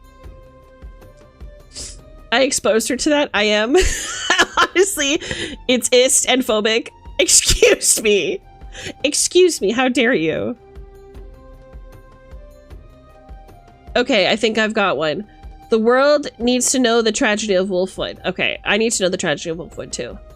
Well, I ordered a chicken and an egg online. I'll let you know. So close. So close. Keep them coming. No worries. We won't look at your feet. I'll be looking though. But I'll be looking. Let me see them toes, slut. Yeah, okay, I heard it off someone else. It's hard to replicate. Yeah, it's fine. Where do pirates get their hooks? Uh-oh.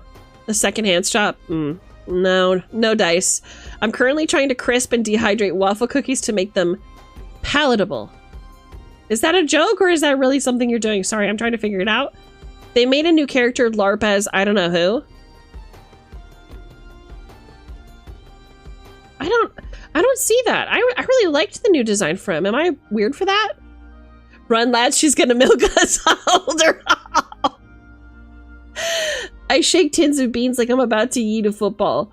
Because I don't know, it's not Wolfwood. What are you talking about? No, everybody's saying Han. It was so long ago, I don't remember what I said. They changed his hair white, changed his entire personality, stripped him of his socks, muscles, and boobs, and removed his hand. Hold on a minute.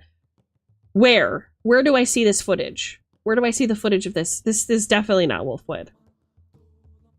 Bruh, I'm a trans femme, but can't transition because my parents would probably kick me out. God, I am so sorry to hear that. You don't deserve that. Have you considered killing them? In Minecraft, of course. Someone at Bethesda. No, Esme, I don't want a Jacob sweater vest. Well, don't say any weird jokes and you're safe. It's okay, Clover. The world is a scary place right now, but you're still seen by those who love you. Yes, that's all of us, Pipes. That's all of us. Free Wolfwood? What is going on? I'm actually doing it? Oh, okay. Well, I mean, what do you have to do to make them palatable? They're waffles, right? What's the best smelling insect? A deodorant?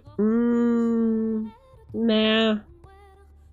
If they only change his hair color, fine, but that didn't happen. He doesn't even act like Wolfwood. It's more like a wet cat. What are you talking about? Really? Where is this? We can't say in Minecraft? Can I say at Bethesda?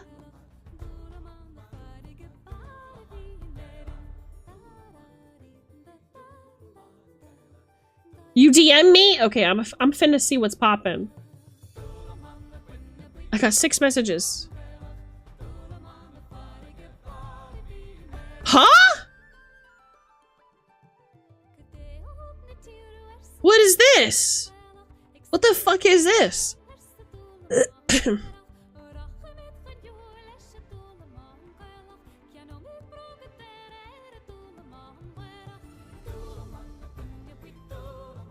I can't pull myself away from chatting. I'm supposed to be working. Yeah, get back to work. All right, come get clipped first, and then you can go back to work. If I'm being honest, the only tagging I like is hickeys. Let it be known that you have a love or a love mark, a badge displaying your freak, a sign you get Psalm. Yes, that's understandable. So where do you usually get hickeys? I don't know. I'm a newcomer. Please show me. Oh no, Esme, please don't buy me a Kingdom Hearts 2 Sora costume. I'd really hate that. Because it's being taken as a legitimate threat now. Oh, gotcha. The last one was blasphemy. Bad. I love to tell dad jokes. He would laugh if he was here. Jesus Christ. I just feel sad for that one. At least I haven't heard any horse. Y'all, I'm trying to get through these chat messages. I'm sorry. I'm sorry. Cough, cough, make me. I don't think I will. I think that I'm starting to believe that you like being punished. Your chest is bleeding from all the staples. Wouldn't you like to know, little missy? Haha, yes, I would. That's why I asked. I'm just collecting data, you see. Comma, comma, comma. Mountains aren't funny. They're hill areas. Mountains just aren't funny. They're hill areas. They're hill areas. Oh, okay, I get it. I get it. I get it. Probably at some point you need to move the conversation into horror stories. At some point! Fine.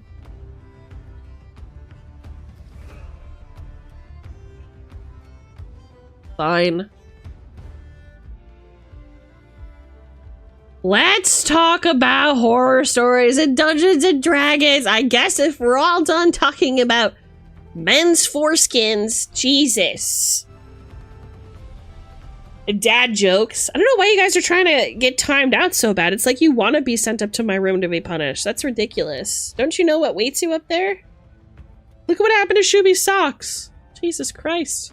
You guys are freaks. Right. Let's talk about horror stories.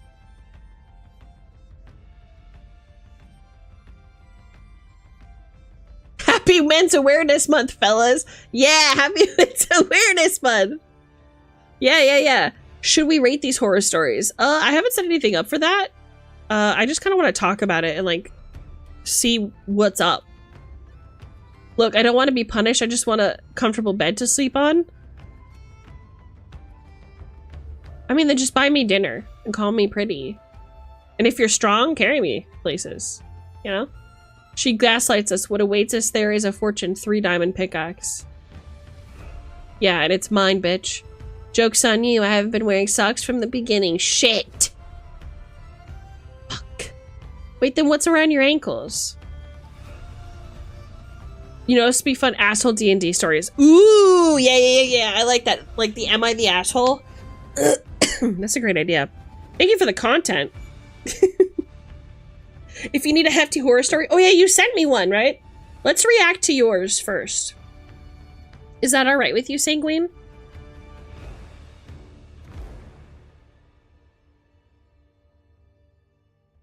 Right. Let's do this. Joke's on you. I'm wearing a hoodie over my shirt. I don't remember what I said about that. I'm a very innocent and curious little kitten. I want to see what's going on. Ooh. Manti is also a curious little kitten. A shirtless little kitty cat. Enjoy your lurk. Yeah, that's what being dubbed the Let's Go Lesbian story by people. Ooh.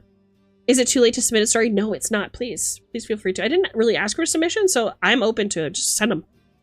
We're going to do Sanguine Stories horror story first.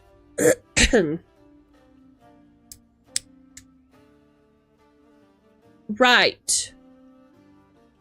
Oh, you sent it to Red Claw. Awesome. Let me read this bitch. Disclaimer warning. Also, I'm not going to... I don't know if I should share my Twitter because there are some NSFW artists that I follow on here, and the last thing I want is to get banned on Twitch. It's been a hard enough week as it is. So just listen closely, okay? I'm also going to hydrate.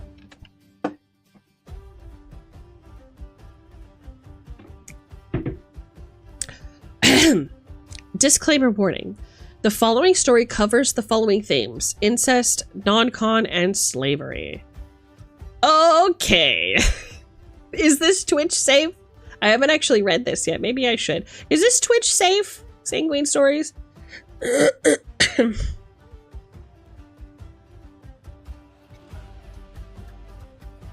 is. Okay. All right. I think that maybe I can probably share this because I'm not like looking at my timeline, so I can probably. What am I doing? Hello?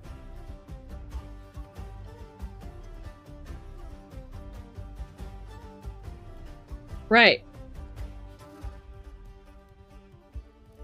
So let's read this and let's react to it. Smiley face. Okay. I feel like this side is better, and then I'll just move myself a little bit.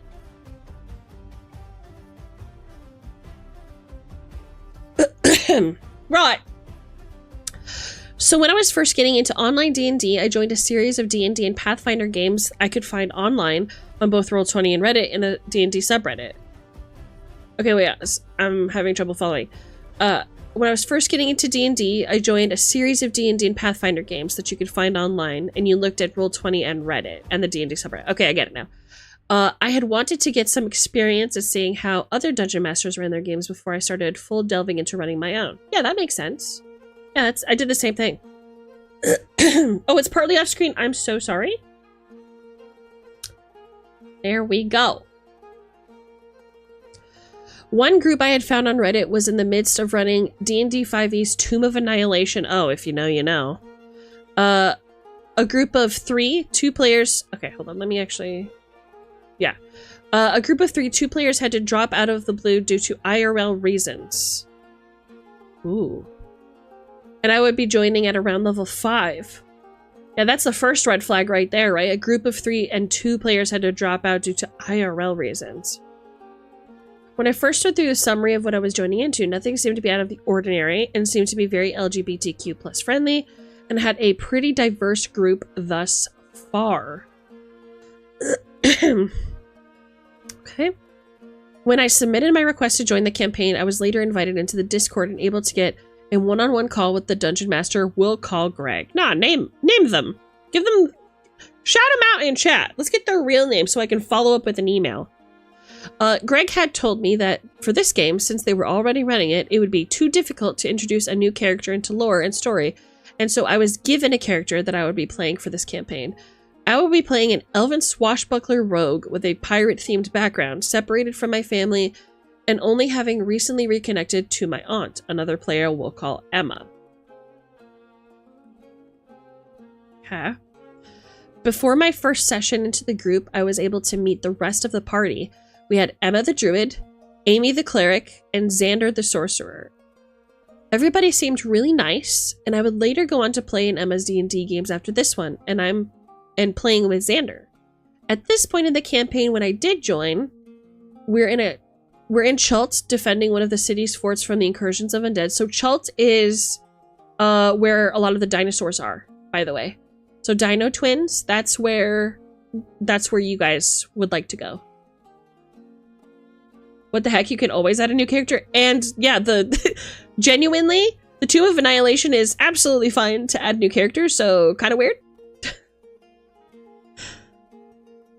Nope, having to RP an established character is a no without it being discussed first. Yeah, exactly. Yeah, that just, this already feels gross and icky. There, I've conjured dinner for you, and you are very pretty. Where is my soft bed? Oh, Shuby. Mods, get this man. Get this man. 8 seconds, timeout. Bring him to my quarters. Thank you. I'm really working out my mods today. You guys are really stretching your muscles, huh? Okay. Where was I? Oh, at this point in the campaign when I joined, we're in Chult, defending one of the city's forts from incursions of undead being sent there by, I can never get this person's name right. Acererak. D&D names are fucked.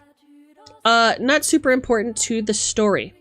It was only after my first session that I later learned my character's backstory. My character had apparently had sex with his mother unknowingly multiple times prior to me joining the table.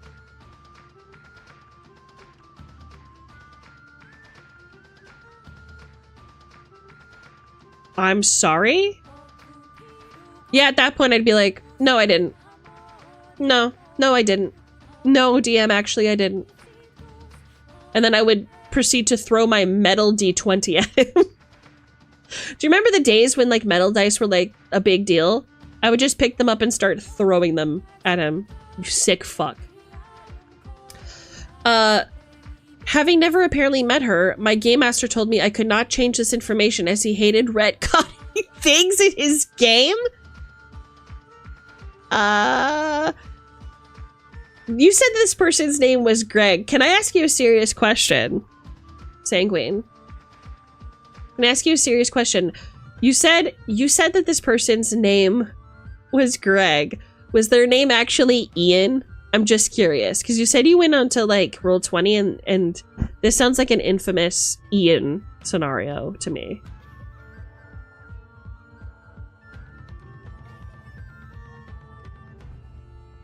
He hated retconning. I think there's bigger problems than retconning here. Oh yeah. Gear, do you know Ian too? You had to look at Roll20 to see what their actual username was. I don't know what Ian's username is, but his avatar is usually a longhorned goat. At least it was. You know the myths of Ian! No way. Yeah, it's not them then. Okay. I will talk about Ian after we get through this.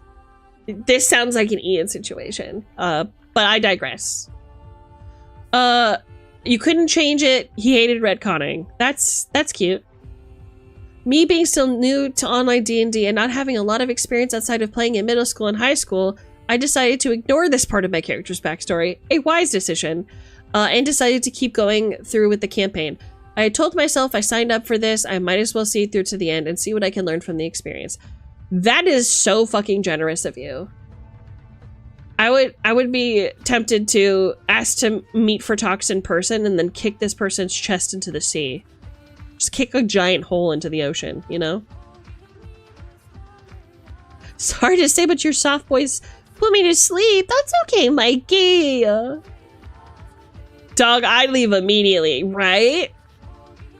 Is there somewhere in Discord I can post it if that is there anywhere particularly? Send it to messages to Bunny, please. The rest of the players didn't seem fazed by this information and made it seem like another Saturday night. They knew about this? Why are people so desperate to play D&D that they're willing to go through this shit? I don't understand. It doesn't have to be this way. This is crazy. As I continued to play and having to awkwardly break off the weird incestuous relationship between my character and his mother, I later got closer to the other players and ended up having fun banter going between Emma and I as we would play. GM aside, I was having a lot of fun with the party. Okay. Well, at least you got something good out of it sounds like so far. Gotta remember, Emma played my PC's aunt. Yeah, that's true, right? So, she was your aunt, so she was the sister of the woman that you were quote-unquote fucking. This is weird and crazy. I would have mortal mom at finish the fuck. All of them were in on it. I know how to get you lots of views on YouTube as we read out the Sonic Hedgehog fanfiction ASMR. I think I'm good on that, but thanks. Woke up because I got my food fried chicken. I want some, Mikey. I just read further. I don't know damn well why this wasn't phasing them. Yeah. It's a weird one. As long as I haven't been with the group for more than 6 sessions, then I'm out. I feel the same way. I feel the same way. I start to go, this 30 doesn't work for me. And then I like slowly disappear from the group. The other players are definitely used to that guy's shed. Don't want to try to get a new DM. Just leave. We're enabling this person, you guys. It's just a hobby. It's okay. There are other tables to sit at another time later. VTuber I follow had a bad experience with D&D because some people can suck. Yeah, I might be that. I might be that person. But she continues to play D&D because it's fun. It is fun. Is it bad that I say it gets worse? Oh, we're about to find out. We're about to find out. It was probably about 5 to 6 sessions in that I ended up learning about Amy's character. I had learned in this time that Amy and the GM used to date one another for 2 to 3 years, but had broken things off prior to this campaign. Amy's character, however, was a tiefling slave that was being loaned out to the party while they dealt with the undead infestation in Schult. I would, on session 7, also learn that her owner/master was also sexually abusing her both in private and in front of us during RP moments.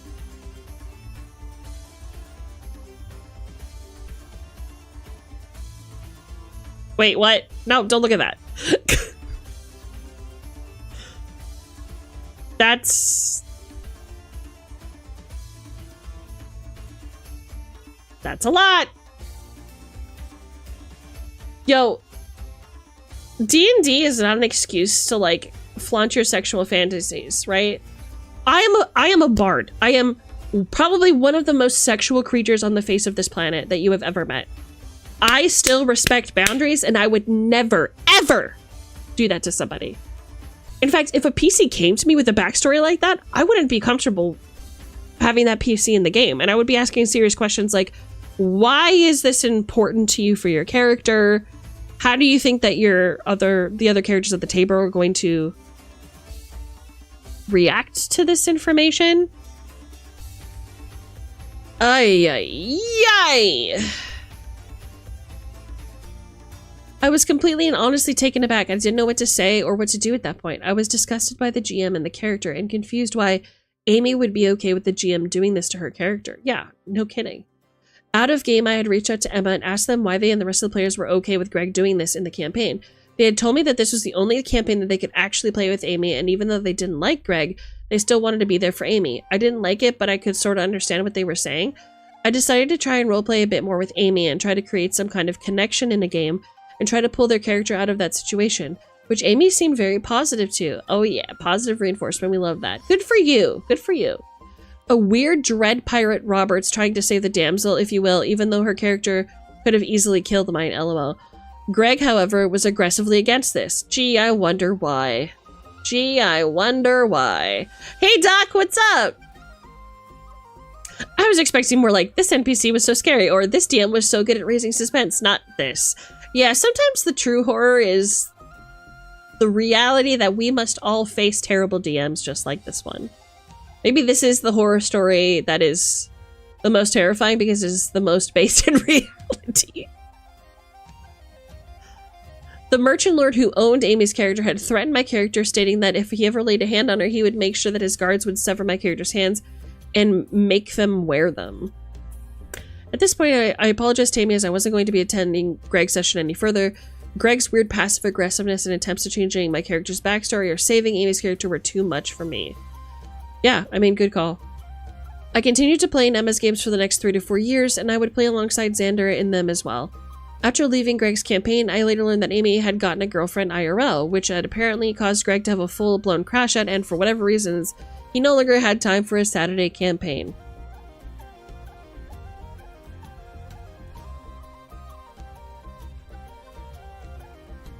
So many thoughts are running through my head right now. Emma had later told me that they had learned from Amy that Greg was extremely controlling and abusive in their prior relationship. Are we... Chat, are we surprised? Are we surprised, chat? Is this a big shocker to all y'all?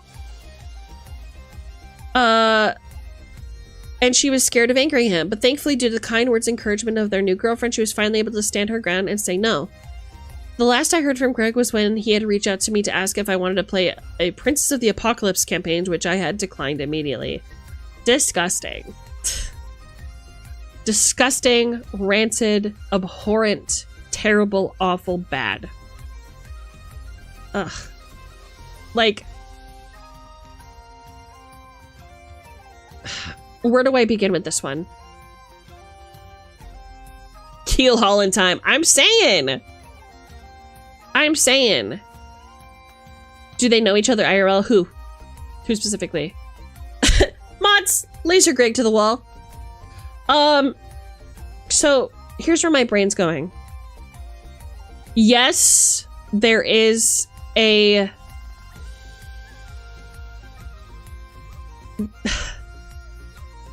Yes, there's a diagram that has... a Venn diagram that has, BDSM / sex enthusiasts and D&D enjoyers overlapping. But isn't it like weird / interesting how much sexuality plays into roleplay with us? Like, it also goes like roleplay, sexuality / eroticism, queerness, and like individuality, psychology. It's all so intertwined. And like what was happening is exactly what you think it is, which is that this guy had these like thoughts about this person being his property and just continued to control them / abuse them in whatever means that they possibly could. And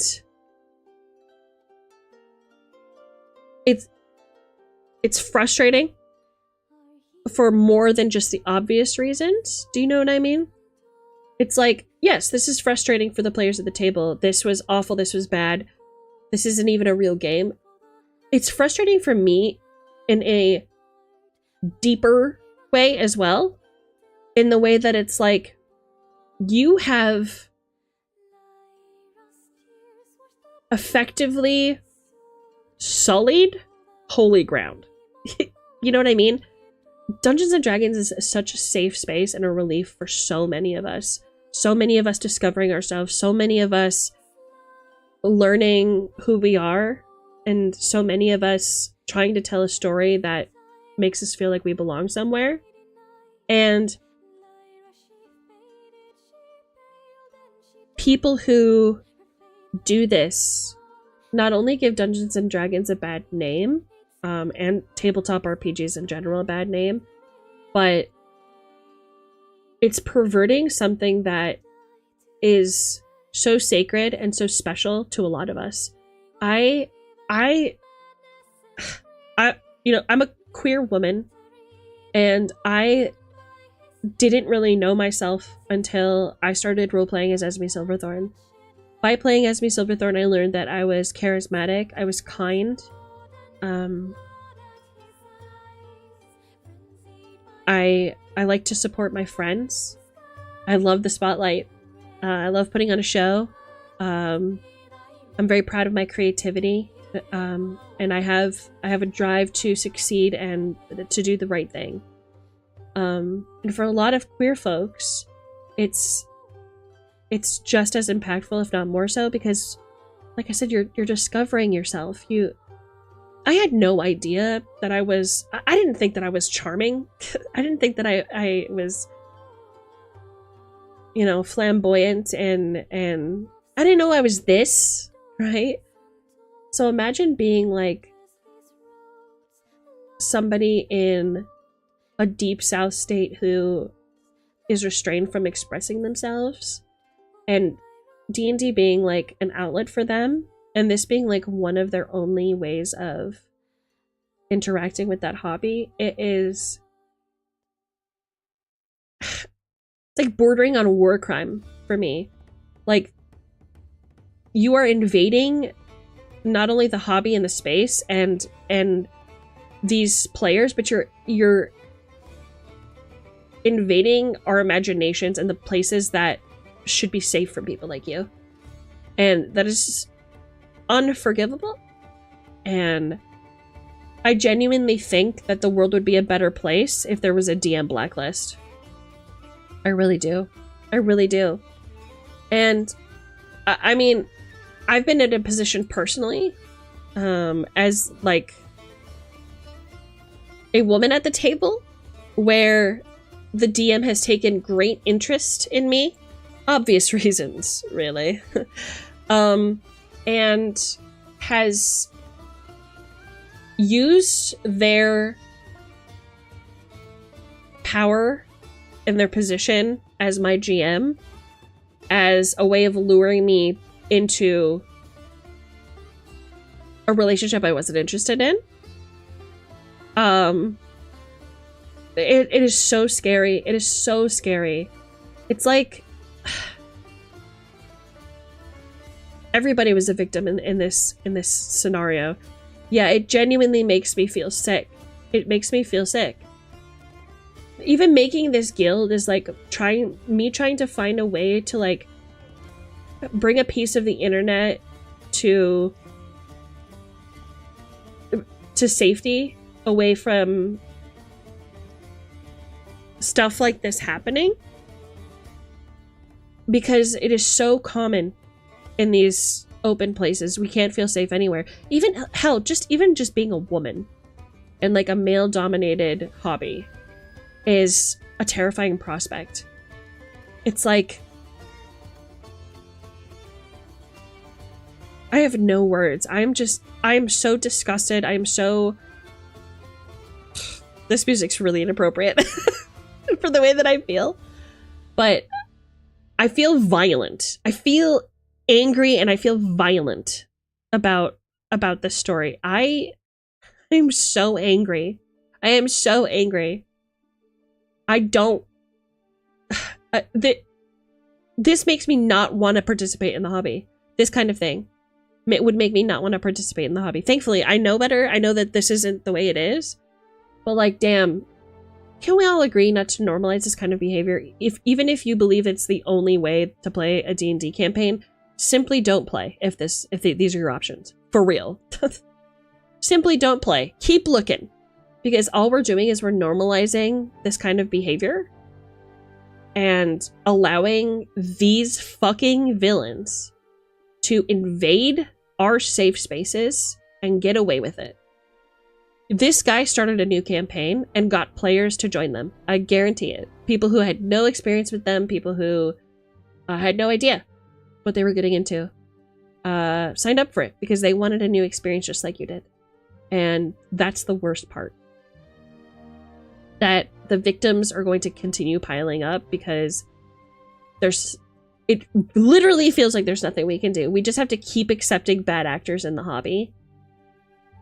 I don't know, maybe I'm wrong, but it genuinely feels like this is a queer dominated space. I can't even think of a single straight person that I've played Dungeons and Dragons with in recent memory. I can't. It's just weird. I just don't. It's gross. Ugh. It's like some people just forget to just have fun and said they push their personal agenda and twist to their desire, and they've forgotten stuff like D&D is supposed to be fun. Yes, that I so eloquently put, Doc. 100% agree. It's like, and I talked about this about the DM slop episode as well, where I was talking about how DMs like just throw dice on a table and call it an arbitrary number during combat and don't actually talk about impact of like hits during gameplay or like try to include characters' backstory. This is all kind of leaning into like, this is just a DM's power fantasy instead of like, hey, you guys are my friends. Let's tell a story together and make each other laugh and have good times and remember these days forever. Let's take these memories with us. I just don't want those people here anymore. If I could line them up in front of a guillotine and just have my way with them, French style, I would. Because, what a shame. What a disappointing shame. I mostly play with straight people as the token bi. Are you sure they're all straight? Are any of them playing tieflings? Or Genasi or Aasimar? Blood boiling behavior. Yo, fuck Greg and people like him. Yeah. Not literally though, because Greg sounds like a neckbeard who doesn't deserve it. Curb stomp. Yeah. Bite the curb, buddy. I got a present for you. Don't look up.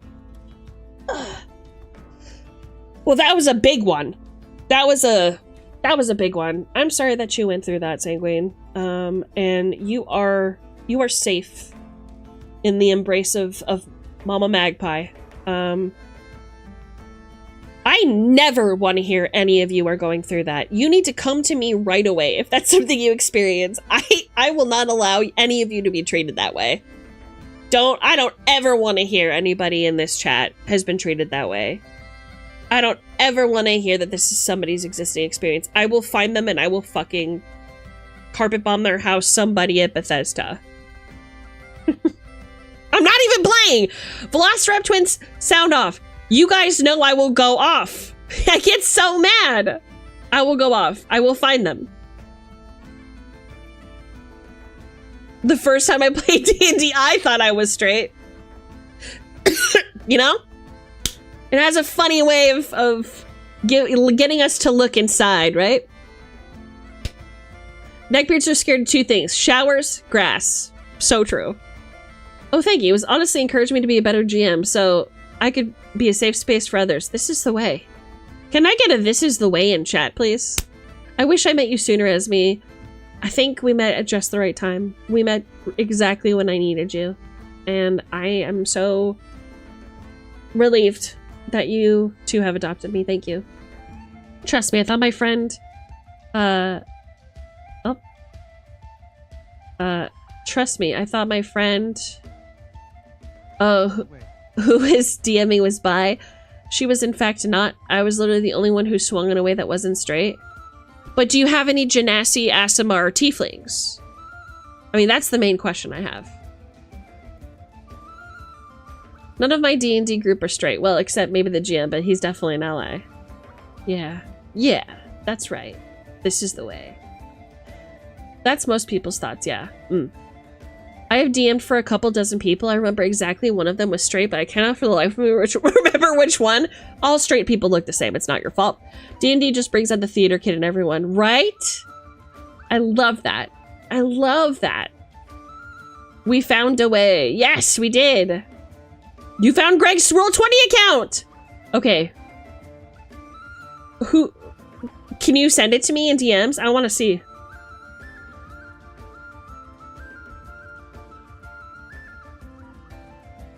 Hi, Liam. It's about time. I've missed you. How are you? We had an ASMR, but it was me. Okay, so yeah, you were the bisexual. No, that makes sense. Okay, yeah, maybe you did have a bunch of straight people. God, that's so rare. Did you take a picture of them? It's like running into 4 shinies. You know, in the wild grass. It's crazy. Perfect IV, shiny Bidoof. Delivered? I played an ASMR too. What can I say? What can I say? Y'all got a brand. Tieflings? Tiefling players? I'm looking at you. I see you. I see you. You're queer, I know it. Okay, let me see. I'm sharing this on stream. Oh my god! This is the person? Yucky!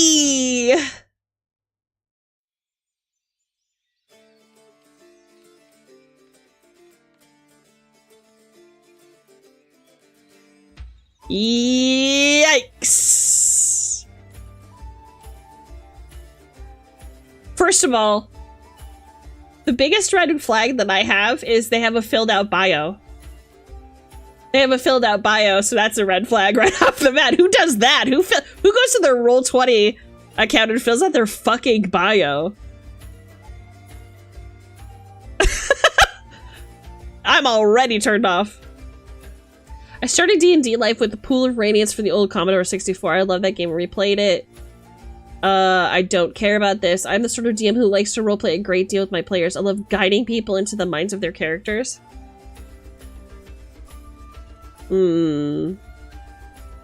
Dragonlance books. Okay.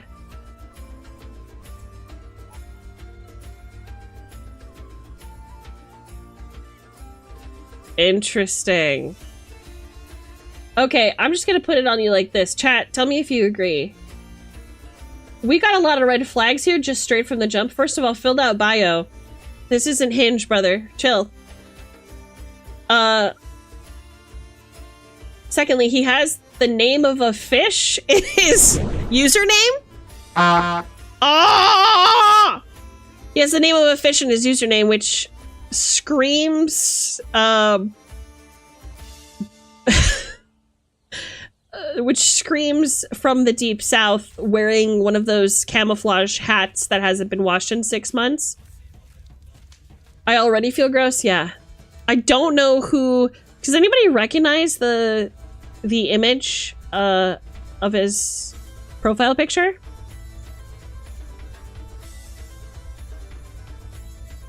GM of 48 games. Oh, don't fucking tell me that. Don't fucking tell me that. 48 games?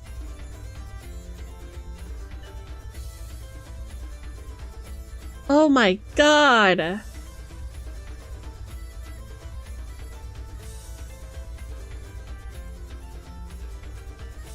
Ugh. It's filth off my fucking screen. I don't want to see it again. Is there a way to, like, report? How would I do that?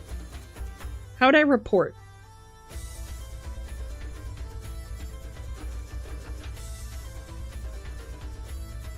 I can block him. This doesn't feel right. Let us report players. Roll20. What the fuck?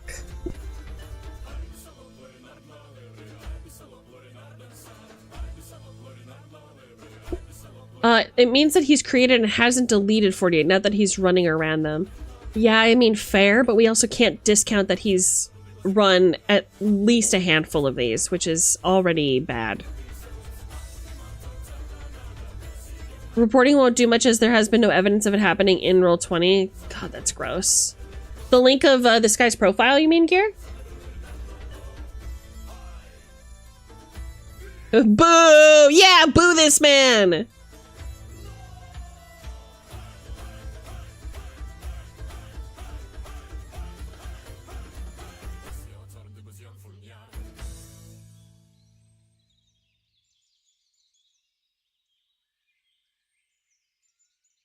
Oh, you can pull the image and image search it? Okay, babes. I'm sending it to you.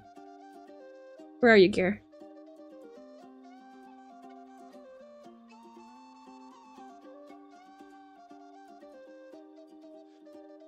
There you are. I sent it.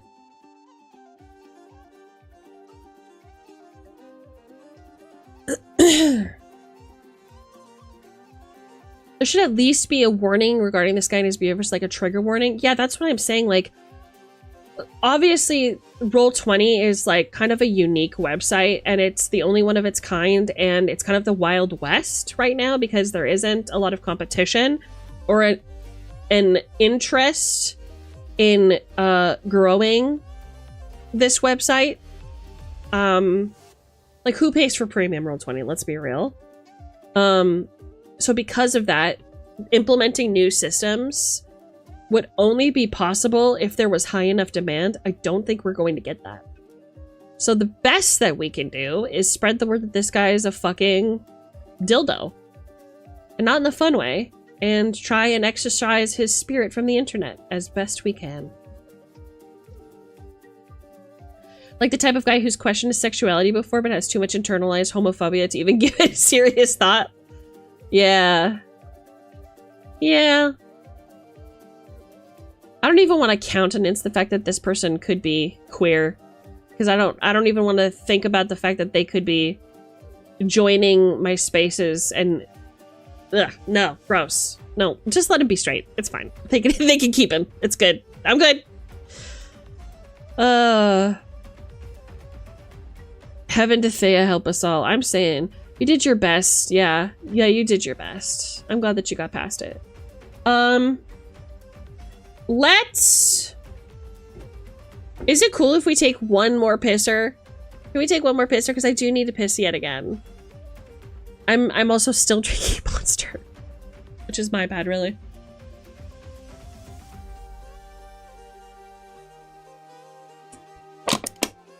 Are we cool with that? Can mommy piss in peace? Mother Magpie?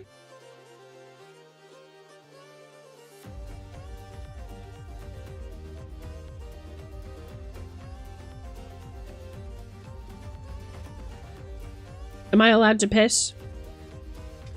I'll tell you what, I'll put on your what is that called? Subway Surfers? I'll put on Subway Surfers for you guys, okay? Let me go piss. And I'll put on Subway Surfers for you, okay? I'll see you in like 5 minutes. I just want to piss. And I don't think there's anything wrong with that. Right. Enjoy this, babes.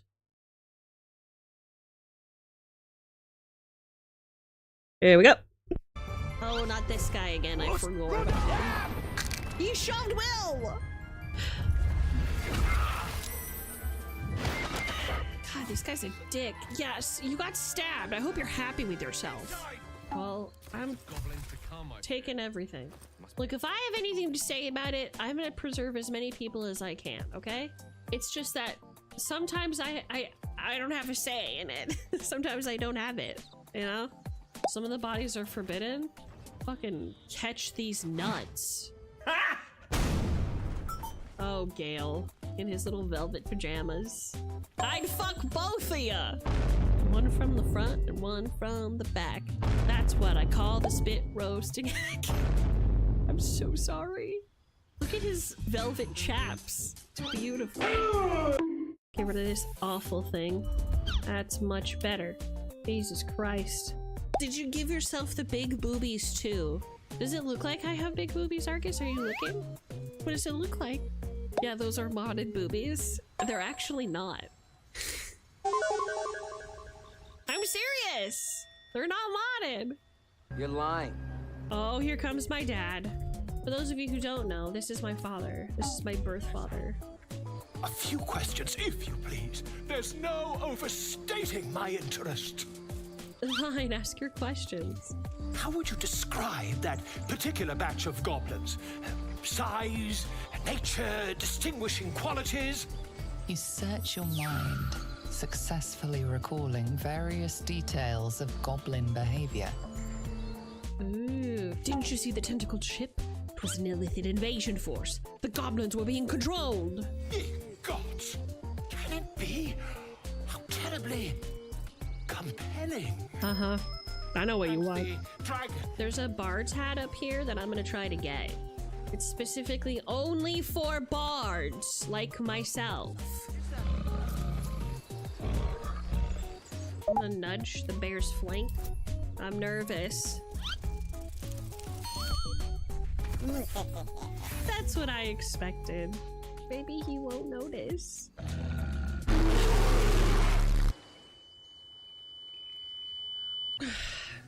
Well, now what? I guess we gotta go a different way.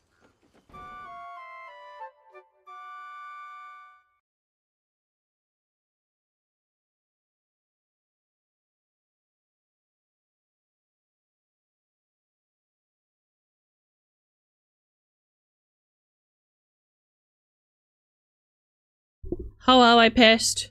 I pissed and I washed. I pissed and I washed. I hope you guys also washed. It's my deepest desire that you would wash.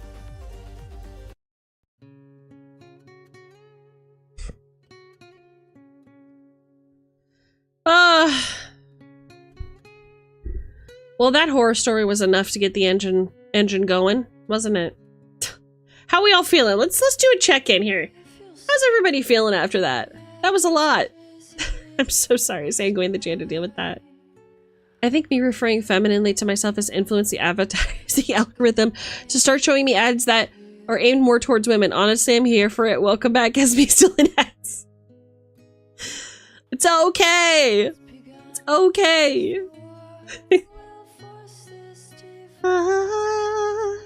Welcome back. I missed the sound of your voice while I play Slay the Spire too. Oh, my brave knight, slaying the spire. Oh, the tankard knight. That's my Shubi. And the one. I want to sing. I want to sing to you guys, but I'm shy. I'm shy.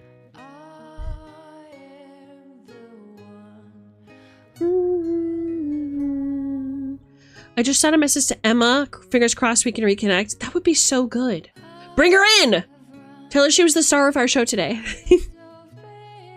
Didn't they just drop a new update? Y'all, you boys need to get together and play together. You guys are all tagged up, I think. Hold on, let me get my scanner. Alright, everybody stand in line. Let me check if you're tagged.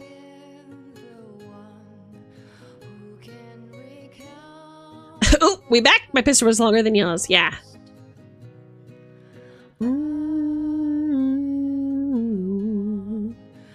A shy bard? What a shame. I'm just a little baby.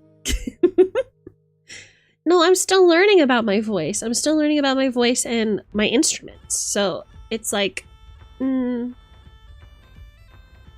hard to sing in front of people, isn't it? I mean, there's more, obviously, there's drama attached to it, but like, that's my personal account anyway. Couldn't find more users with the image, but I found what character it was. Ooh, what character was it?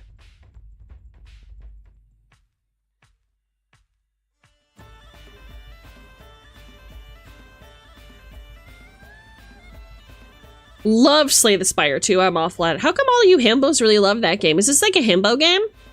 Does this make you feel big and strong? Sing all my milkshakes, bring all the boys to the yard. Okay. I considered doing an Evanescence karaoke night. Just a sad girl karaoke night and recoloring my my model to be like goth werecat Esme. I just thought it would be funny. Maybe we'll do that. Would that be fun? My black backpack stuffed with broken dreams. Would you guys come? Would you guys watch that?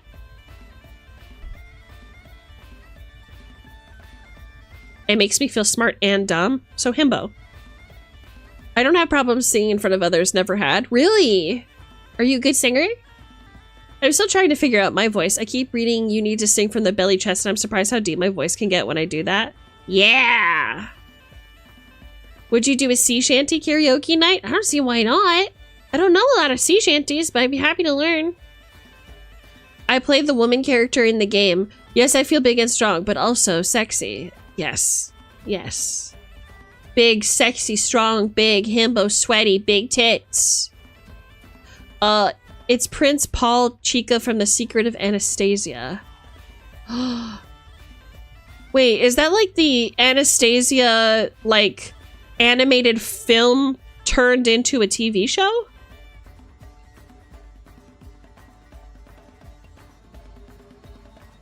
I'll put a more lighthearted horror story in the server that's about AD&D. I'll take it. Lever, Johnny Lever. Yeah, exactly. I like playing Regent with the tactic of random bullshit go. I don't understand it. The himbos are communicating.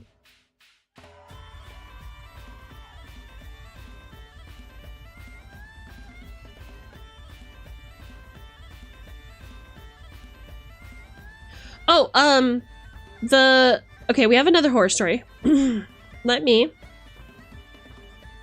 pull her up. Massages to Esme. Okay, chat. Massages to Esme.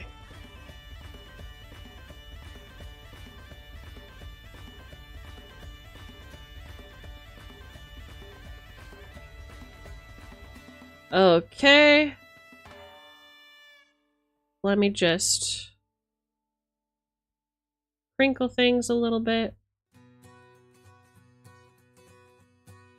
Right, let's take a look, shall we?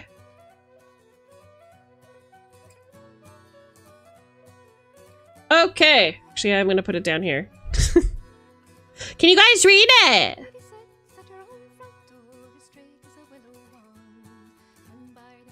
It's a 1987 animated direct-to-video film. Oh, it's not based off of the animated movie of the same, not the same name. I was just calling Anastasia, but like, it's not like related to that at all, is it? You would love an Esme karaoke? I just feel like it would be fun, like sad girl werecat karaoke. So this was happening to my first ever game of Pathfinder as a DM in college. I was brand new to the game, and I wanted to try being a DM. Ambitious, I know. So I got some friends together and decided to get a game going. It was rough, and I slowly started to get my footing after getting some help from a dungeon master with some advice. Little did I know there were plots going on in the background without my knowledge between one of my players and someone I thought was my friend. Oh, I don't like where this is going. It started coming to a head when the player in question, I'll call her D, started comparing me to other dungeon masters from around the web.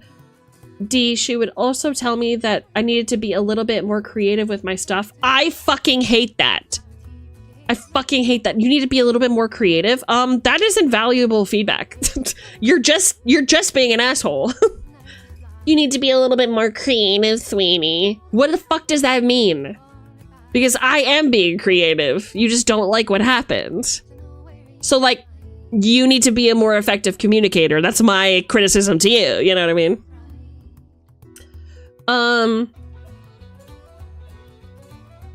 However, there was one time when I was super late to game because of instances outside of my control, and D had talked to my other players about having a small intervention about my tardiness.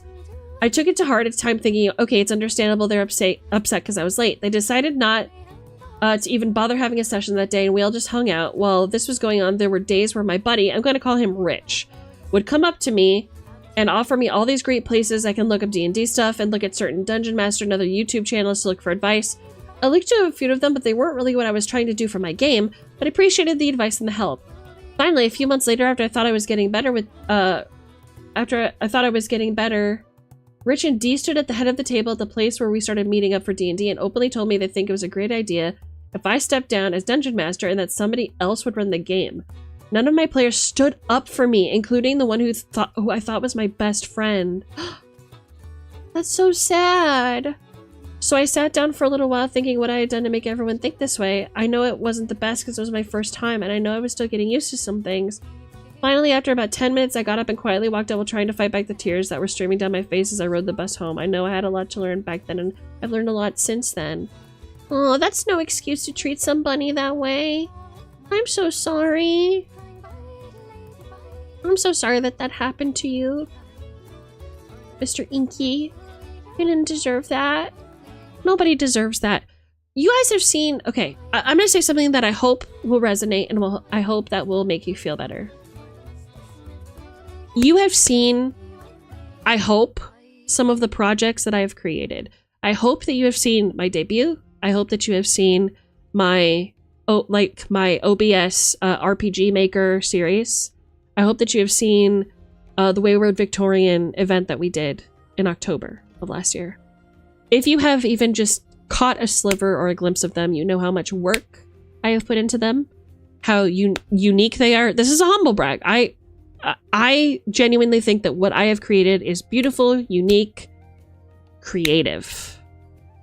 And there was a time in my life where somebody I thought was my friend told me that she doesn't think of me as being very creative. And this person wasn't capable of a creative thought unless it was coming out of her ass in a hot fart. So when I tell you, don't take that to heart, don't ever take something like that to heart, laugh at it instead, use it as like a badge of honor. All it is somebody is probably incredibly jealous or insecure and needs to justify those feelings by lashing out to innocent people who don't deserve it. There are 100 billion different things that could have been better or more effective if they actually cared about helping you improve. This was absolutely a conspiracy to tear you down and make you feel like shit. These are the people who gatekeep this hobby. These are the types of people who are like, oh, you want to be a DM? Are you sure about that? Okay. I guess. I don't know. I just didn't really think that you would like be good at something like that. Those are the types of people that keep you away from trying new things because they think that the hobby belongs to them. And I have absolutely experienced the same thing. There is a lot of gatekeeping in the TTRPG community, and it's everywhere. There are people who think that they are the best storytellers, they are the best campaigners, they are the best dungeon masters and game masters on the planet. And anybody else who tries to enter that sphere, they believe that you have to live up to their expectations. This is really cathartic to me because this is a feeling that I've been harboring a long time. For a long time, it made me feel worthless as a storyteller. It made me feel like if I don't hold myself up to the highest standard possible, then I was never going to make it as a storyteller, as a GM, as somebody interested in a hobby that, again, is a safe space for someone like me. It's a place where I discovered myself. As an example, it was so nitpicky with some of my friends that I started talking to them about a campaign I wanted to run. And I told them like, hey, this was like the Wild West. It's gonna be, it's during a time where there weren't any roads really, like in the US. There were trains in some places, but a lot of it was just open. Sometimes you would get a dirt trail from one major city to another, but it wasn't like metropolitan. It was very difficult to get to places. You have to fish, you have to like have hardships. But there's major settlements that you guys can stop in. And they felt that that wasn't good enough, that there should be like little settlements in between each major city because that's more quote unquote realistic. And that was the point that broke the camel's back for me in going, you're just a fucking gatekeeper. You just don't think that anybody else can be any good at this. You don't care about my improvement. You were just trying to lock me out of expressing myself because all you care about are the stories that you want to tell. You don't care about my messaging. You don't care about my life or my cares or my happiness. You want me to be a participant in your experience. And frankly, I'm not interested in that. Like, there's no self-discovery there. These people are purely selfish, unimaginative, and absolutely not worth a penny of your time. Do not take that to heart. These are the least creative, the least impassioned individuals. These are the kind of people who will always be at the same job, hanging out with the same friends, eating the exact same food for the rest of their lives, and they will bitch about how terrible their lives are forever because they are incapable of change. They're incapable of doing something great. Do not pay attention to that. Ever. You should use them as firewood to build the furnace and the inferno engine that is the train of your heart. And keep chugging along. You tell your fucking story. Don't let anybody stop you. Because if you believe in the story that you want to tell, it is absolutely worth telling it. No matter what kind of backlash or pushback that you're facing from people that you considered your friends. It's hard, isn't it? I have personally experienced betrayal very recently, actually. It's something that I still tangle with. I'm a scared person. I know that I come across as being very brave, very open, and being very proud, even, or very like prideful, very like I have a lot of confidence. I'm a very sensitive creature, and when I get really big criticism, and when I get hurt or talked down to by people that I consider my friends, or if I get abandoned by people I consider my friends, it destroys me. Loyalty is the most important trait and quality in a person to me, because I know that I'm a loyal person, and all I expect is that people will be loyal back to me. That's it. These people are not your friends. These people don't want to be your friend. These people want you to be there if it's convenient, and if they can utilize you as a tool to fuel their own adventure. You are not their tool. You are an individual with a story to tell. You're somebody who deserves to be heard. And you are going to reach those goals as long as you don't give up. It is inevitable. It is inevitable as long as you don't give up. Find a different way to tell the story. Use a different piece of software. Try a different form of art. Use a different medium. Keep believing in your story. Let it drive you. Let it be your passion. Never forget about it. Rewrite it if you have to, but do it 100 times, but don't ever forget. This hobby is important. Telling your stories is important. You deserve it. I've been ignoring chat. Let me read it. Yes, go off, queen. What can I say? You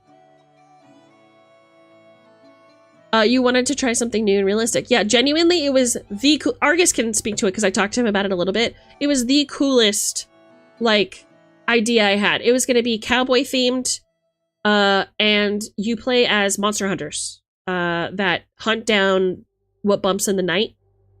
And it was based off of a new TTRPG system that has yet to be released, that I got a little sneak peek at, because I have friends in the TTRPG sphere, smiley face.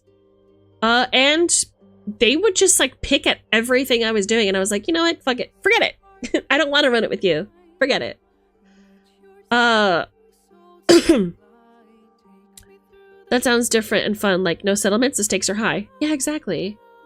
And there was other things too, like, I did a lot of research for this game. Because it was Wild West, I had to do research on what kind of Native American tribes occupied which areas. I wanted to be faithful to history and also honor, like, the peoples who were impacted by the times. And it just, like, wasn't good enough. Nothing I did was good enough. Like, I could have learned the language of the Shoshone, and, like,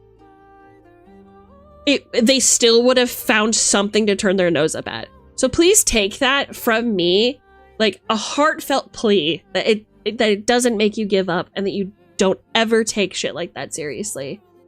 Here's feedback for all of y'all. If the feedback is not specific, it is meant to tear you down. It is supposed to hurt your feelings.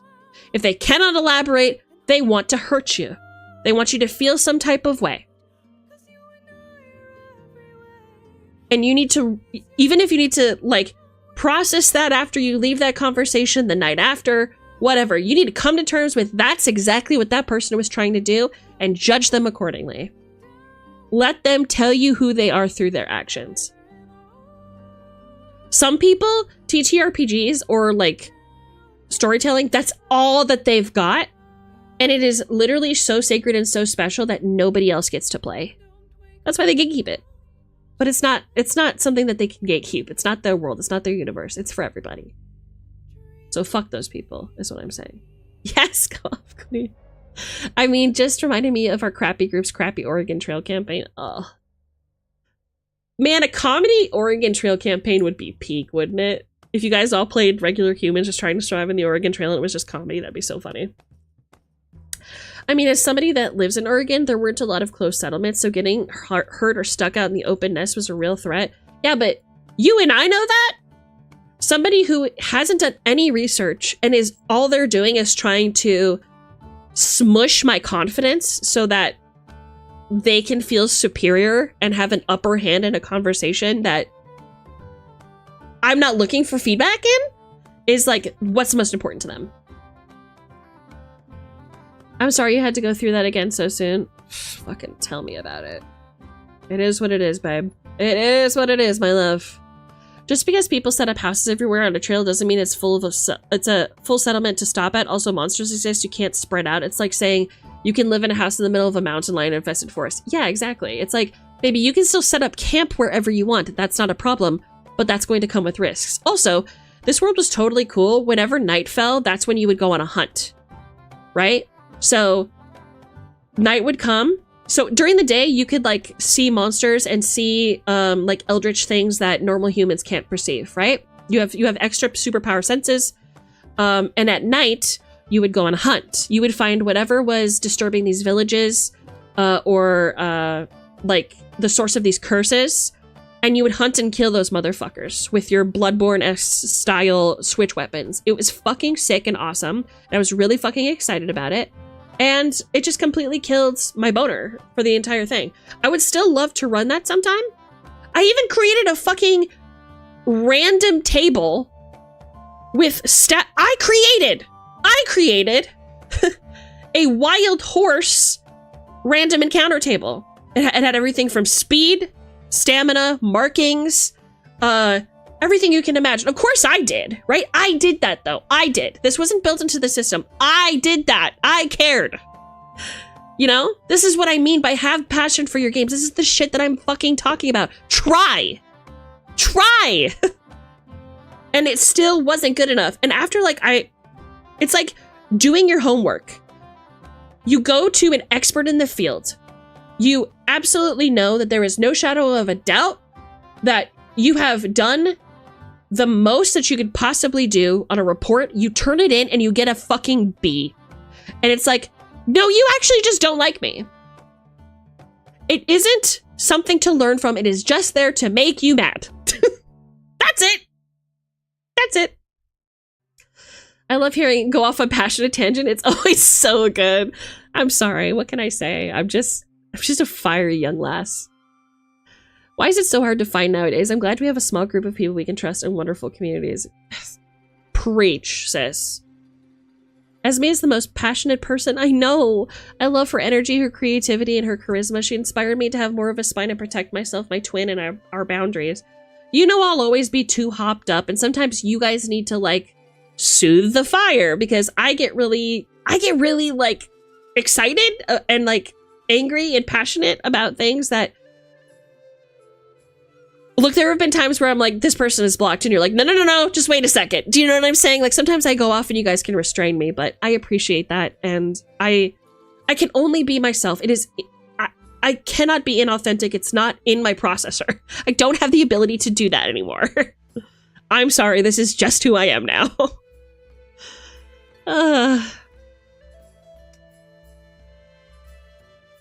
I would have loved to be a cowboy druid. So the thing is, it wasn't like a classic D&D classes. You were playing as hunters. Think Vampire the Masquerade instead of like traditional D&D. So your class effectively would be hunter. And then you would flavor it with like what kind of switch weapon you wanted. So like there, you could have like a pistol that is also a throwing axe. Or you could have a whip that was also a rifle. Stuff like that. And the cool thing is, like, you had abilities that you could use in combat that helped you stand up to the supernatural. Like I said, it's very Bloodborne. So think like some of the sorceries and stuff you would get in a Dark Souls game. You could do that, but every time you used one of those special abilities, your character had a chance to experience drawbacks and mutations. Like, the really, really powerful hunters who have been in the game for a minute, they might be completely transparent because their body has been half sucked into the ethereal void from doing so much ghost hunting. You might have a motherfucker covered head to toe in bandages with, minotaur horns sticking out of his head. He looks monstrous because he's been in the game using his hunter powers. In order to fight monsters, you have to be a monster. That was the motto of the campaign. How fucking cool does that sound? Being a midnight cowboy hunting fucking monsters? I want to play that game! I want to do that, but it wasn't fucking good enough for these people, and that pisses me the fuck off! Who wants to be cowboys with me? Raise your hands! Cowboy monster hunters, that's so fucking cool. What? I know, imagine. A group of vampires have started a cult in a nearby town. And it's just you and 2 other dudes. And your rifles and your shotguns and your camping gear and your horse, right? That's it. That's what you're armed with. And then you wait until nightfall, you find the vampire hideout and you rout them. And it just is so fun. Maybe I'll run it. It's called Black Snake. Maybe I'll run it someday. I have to find the right players, though, because I have a whole thing. Yeah, you know me. You know me. I'm going to give you the goods. I'm going to give you the goods. I'm going to tell a good story. I'm going to make it very high energy, very panache, very roleplay heavy. And it has to be the right party, but it's cool as fuck. I'm so sad you didn't get to do it. It sounded so fucking cool. Tell me about it. Tell me about it. I want to play it. I want to play it too. It sounds like there are people who would love to play it with you now, huh? I know, right? I'm very grateful. I'm very grateful for that. Esme's passion for most things she puts her mind to, one of the most redeeming qualities anyone can have. Thank you. Thank you, my liege. Also, I'm sorry, it's all to make believe. Just shut the fuck up and have a good time, PCs. Yeah. Sit down and shut up. Do you hear that sound? It's the sound of stop expanding our scope! I would 100% play a Monster Hunter TTRPG. It just sounds cool, right? It's not actually like Monster Hunter like the video game. It's literally like you're hunting Frankensteins, vampires, ghosts, routing curses, haunted dolls, possessed priests, that kind of thing. Bebe comes in with the steel chair. She usually does. Or the fire breath. It's one of the two. If they're critiquing constructive, then they can go pop. I said pop sand. It's like pop sand! Pound sand. Yeah, true. As long as I can play it like a stories game with Monsty, count me in. They can eat my whole ass and choke on it. Yeah, eat her ass like groceries. Ranger subclass, there you go. I don't DM, but I have 20 plus campaigns and no one can take it from me. Be crabby, be a watcher, you're still in the community. Exactly. Esme, if she ran an Oregon Trail campaign. Argus, you have dysentery and tuberculosis. You can always cure one of the two by flipping your flaps. A group of normal humans, then one random tiefling. No! Not the homosexual. Not the token homosexual. I hope I can use your bedpan to find gold. What? I hope I can. That's getting pinned. That's just ridiculous, isn't it? That's just ridiculous, isn't it? I'm tempted to time you out and send you to my chambers, young lady. The shape-shifting cow? I mean, maybe it's on the table.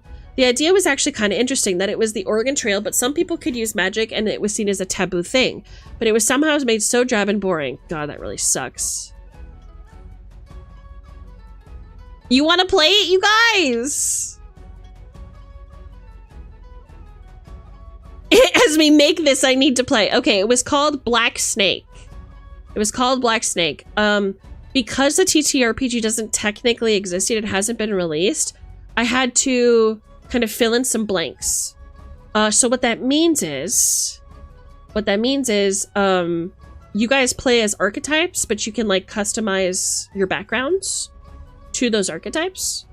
There's more later on, but we have a limited selection because the TTRPG actually hasn't been released yet.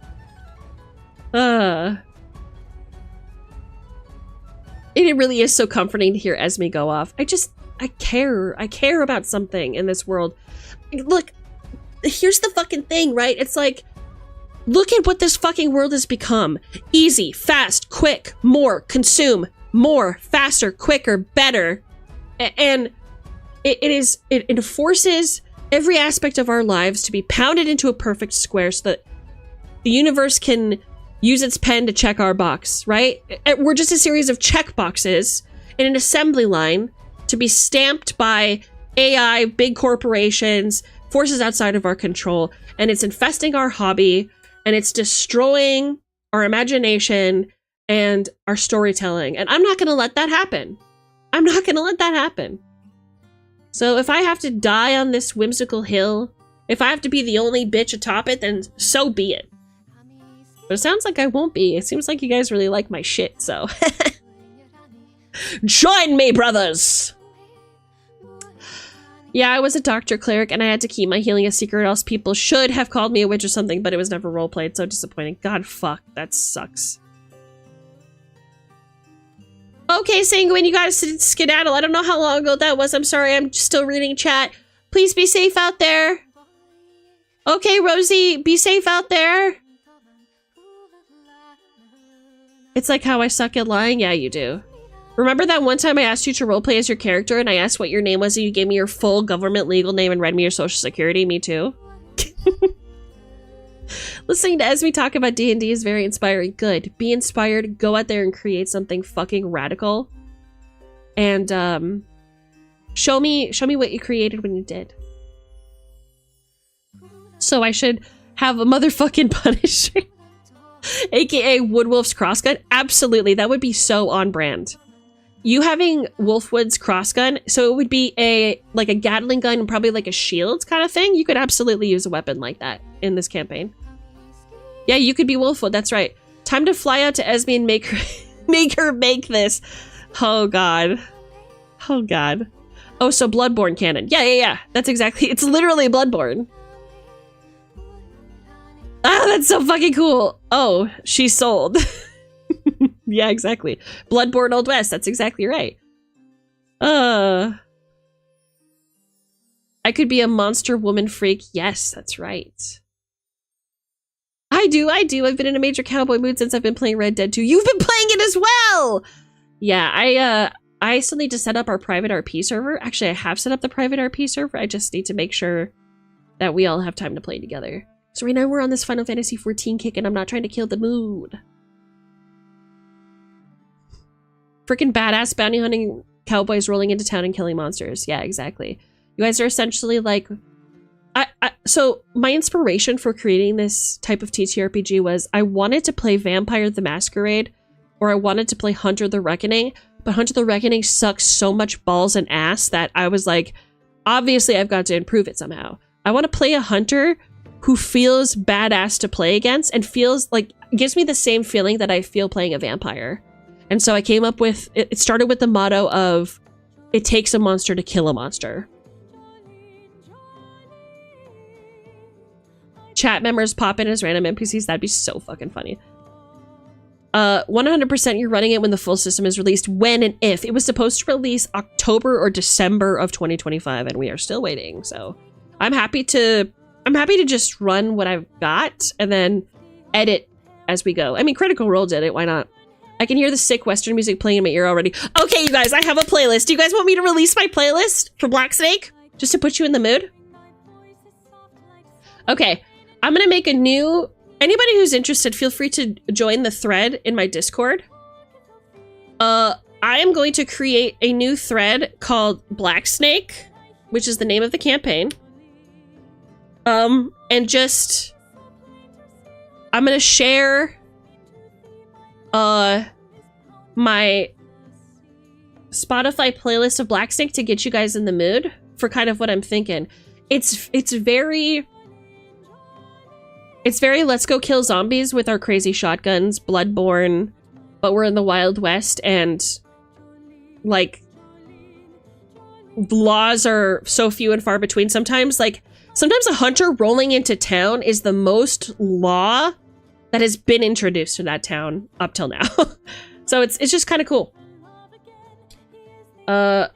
Yeah, just to get you guys in the mood, just to help you feel my skis. Naturally, because it's me, I included a lot of like eldritch horror into the campaign. It deals a lot with human religion. So you're going to see a lot of potentially religious figures or religious monsters pop up as well. But there you go. There's the Black Snake Spotify playlist if anybody's interested. It's got some goodies on there. Okay, but can I replace my parts with monster parts to better hunt? So the rule is that the monster parts don't necessarily... Maybe they could help you, but they're supposed to be there as like a way that separates you. So the more weird that your character gets, the further you are from and more cast out you are from society, and the more monstrous you become. So with hunters, when a hunter is retired, they are hunted because they become a monster. They just fully collapse into becoming a monstrosity. So sometimes the plague on these western towns that you're fighting were once your comrades. So ultimately, it's about finding companionship, finding family, and finding loyalty in unlikely places, fighting evil, and trying to preserve what you as a character view as important. While also coming into conflict with very, very powerful figures. So, yeah, fun. I hope you get the chance to play it. Me too! Do we have to have southern accents? Absolutely, Bipes. If you want to run test sessions, I'm 100% down. That's what I like to fucking hear, Gear. That's what I like to hear. I might pick your brain. We might see. Cowboys and the Supernatural, sign me the fuck up. That's what I'm saying. I mean, you don't have to, but it'd be fucking entertaining if you did. Ugh. Knowing the dev, there's absolutely some Monster Hunter inspiration. I mean, who are we kidding? Probably. Can I be a cursed were-lizard? Not to start. Not to start, but eventually it is inevitable for you to obtain some sort of monstrous degeneration. The thing is, like, the world needs hunters, but regular folk are scared of hunters. So, like, you becoming more powerful as a hunter is a detriment to your social life. So say goodbye to any potential dates or any, like, personal relationships. It's... You form bonds with your fellow hunters more than you form bonds with the outside world, and that becomes very, very scary. So a hunter getting their first deformity is at the same speed a rite of passage into the League of Hunters, while also being the death toll that will mark an early grave. Chat ban Esme for what?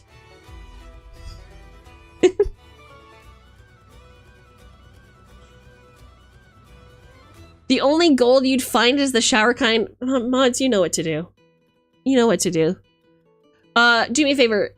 You take a pocket knife, rip out this man's pockets, and shove them down his pockets. And then send him to the gulag for, what's a good number? 11 seconds. Thanks.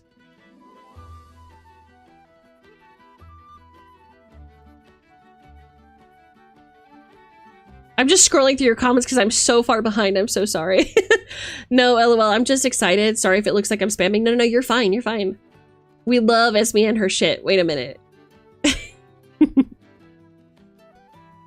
Didn't look like spam. I figured it was a genuine question. Yeah, I don't see spam. I don't know what you're talking about. Esme Poopy, speak for yourself.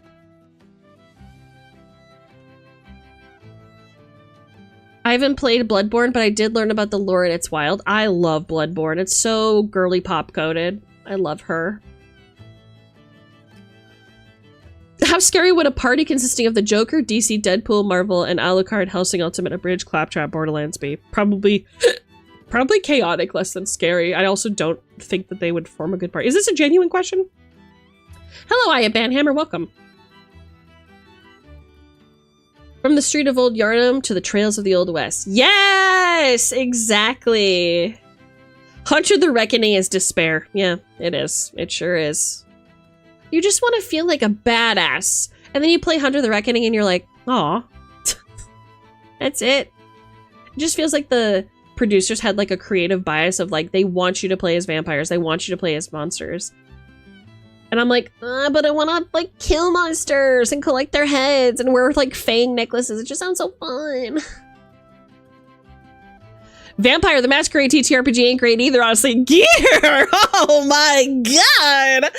With the hot takes, oh my god, she's getting hot under the collar. You're saying all the right things. Oh my god, it's crazy that you would say that.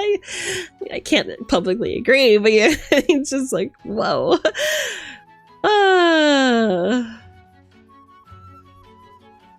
I'm just scrolling. I'm sorry if I missed your comments. I have to keep up. Gunslinging, monster hunting, eldritch repelling, badass cowboy hunters. Yes, this is the way. Lots of theology. I'm down. Oh yeah. Body horror. Absolutely body horror. Like Delta Green. Yes. Yeah, it has like an investigative element. So you would be going to towns and you would be hearing rumors about what's going on nearby. And then it would be up to you to investigate or not. And every day that goes by that you don't investigate or a hunter doesn't resolve, the issue gets worse. So a town that was once like a trading port that was pivotal, getting supplies from, you know, a small town to like one of the bigger cities can be completely overrun with skeletons. And then the only thing you can do is just get a couple guys together, see what you can do to fix that, and maybe bring some townspeople back, but that's going to take a while to fix because it's the Old West. And now everybody knows that that's a skeleton town. You know, that poor little western town has this brand of, nah, man, there's skeletons there, you know? I kind of like the Father Gascoigne fight from Bloodborne. Oh, me too. It's a classic, isn't it?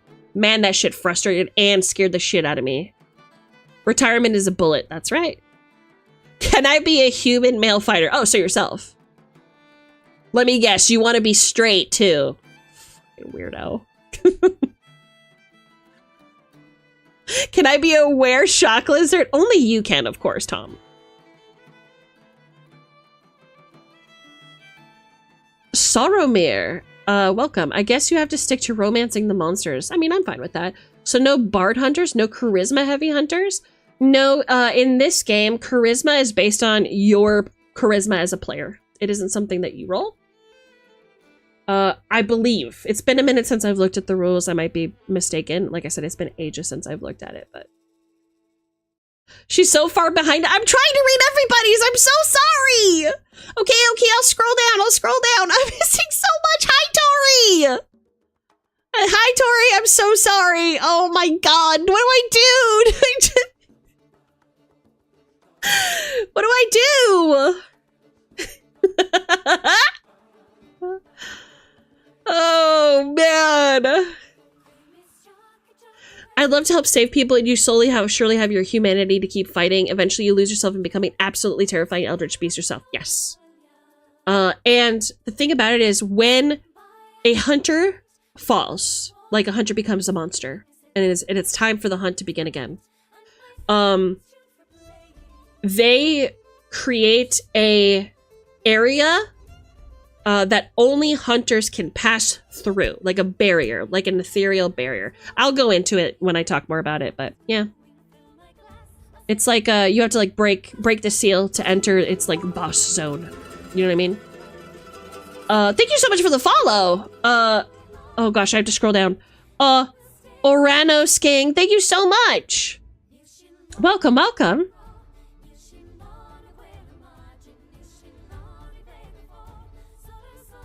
Okay, where was I? Okay. I feel like I'm almost at a middle total stream for being muted. I'm sorry. I'm sorry. This is good shit, you know? Actually, this story sounds like Madoka Magica. I think that that is a great way to describe it. How the Madoka Magicas hunt witches. It's just, you don't get a wish. You don't get a wish. You choose the hunt. If you see a weird looking cat, don't sign any deals. I'm saying. Huh? Why not me? What? Why no charisma heavy hunters? Because she said hunters were not really accepted by normal folks, so Bard Riz wouldn't work. So, hunters that look human are welcomed and accepted in most cases. Unless there's, like, of course, a shadowy figure in charge that doesn't really want hunters around for their own reasons. But the more monstrous they look, townsfolk are automatically recognizing you as being close to breaking. So, yeah. And hunters who hold on for a long time and never succumb to their monstrous side is very rare and is considered incredible willpower. You know, somebody who's been around for 200 years, just killing vampires, and he's literally just nothing but mummy wrappings in a pair of sunglasses with a vampire hunter D hat. Like, you want that motherfucker on your team because he's got some cosmic level bullets and he's about to shoot from his gun. You know? What determines how quickly you turn more monstrous? So you turn more monstrous depending on each hunt. So you have to essentially consume a sacrament to grow in power.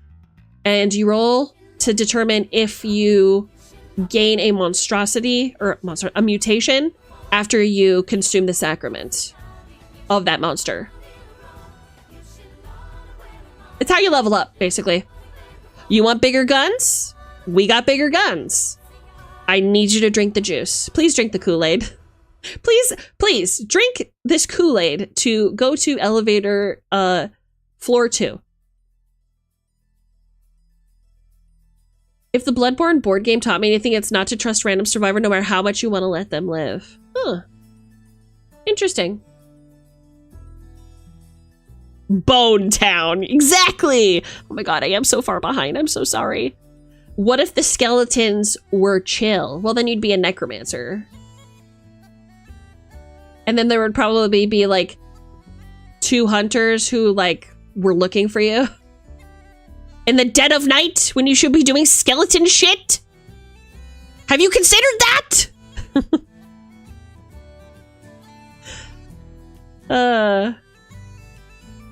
We appreciate you taking the time to read through. Thanks, Banty. Appreciate it. You don't need to respond to every message. Stop me! Okay, I'm so close to the end. I'm so close to the end.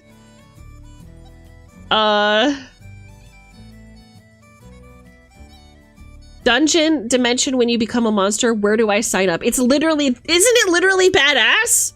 Like, why would anyone be like, I don't know if I want to play. This isn't realistic enough for me. I'm like, bitch, you're fighting vampires. Can you calm down? Can you chill? Chill. Actually chill. I wish to kill monsters. See, this is the way. Usually hunters are formed from trauma, like severe trauma. It's like you have decided that you have nothing left to lose and you decide to hunt. You decide to go out and kill whatever killed your passion for life. And when you kill it, you suck up its sacrament and you get a really fucking cool gun that shoots nuclear bombs. And then you become a skeleton woman with a dragon tail. All part of the plan, I fear. If you were a field researcher that hired the monster hunters for protection, you could do that. Would you still change?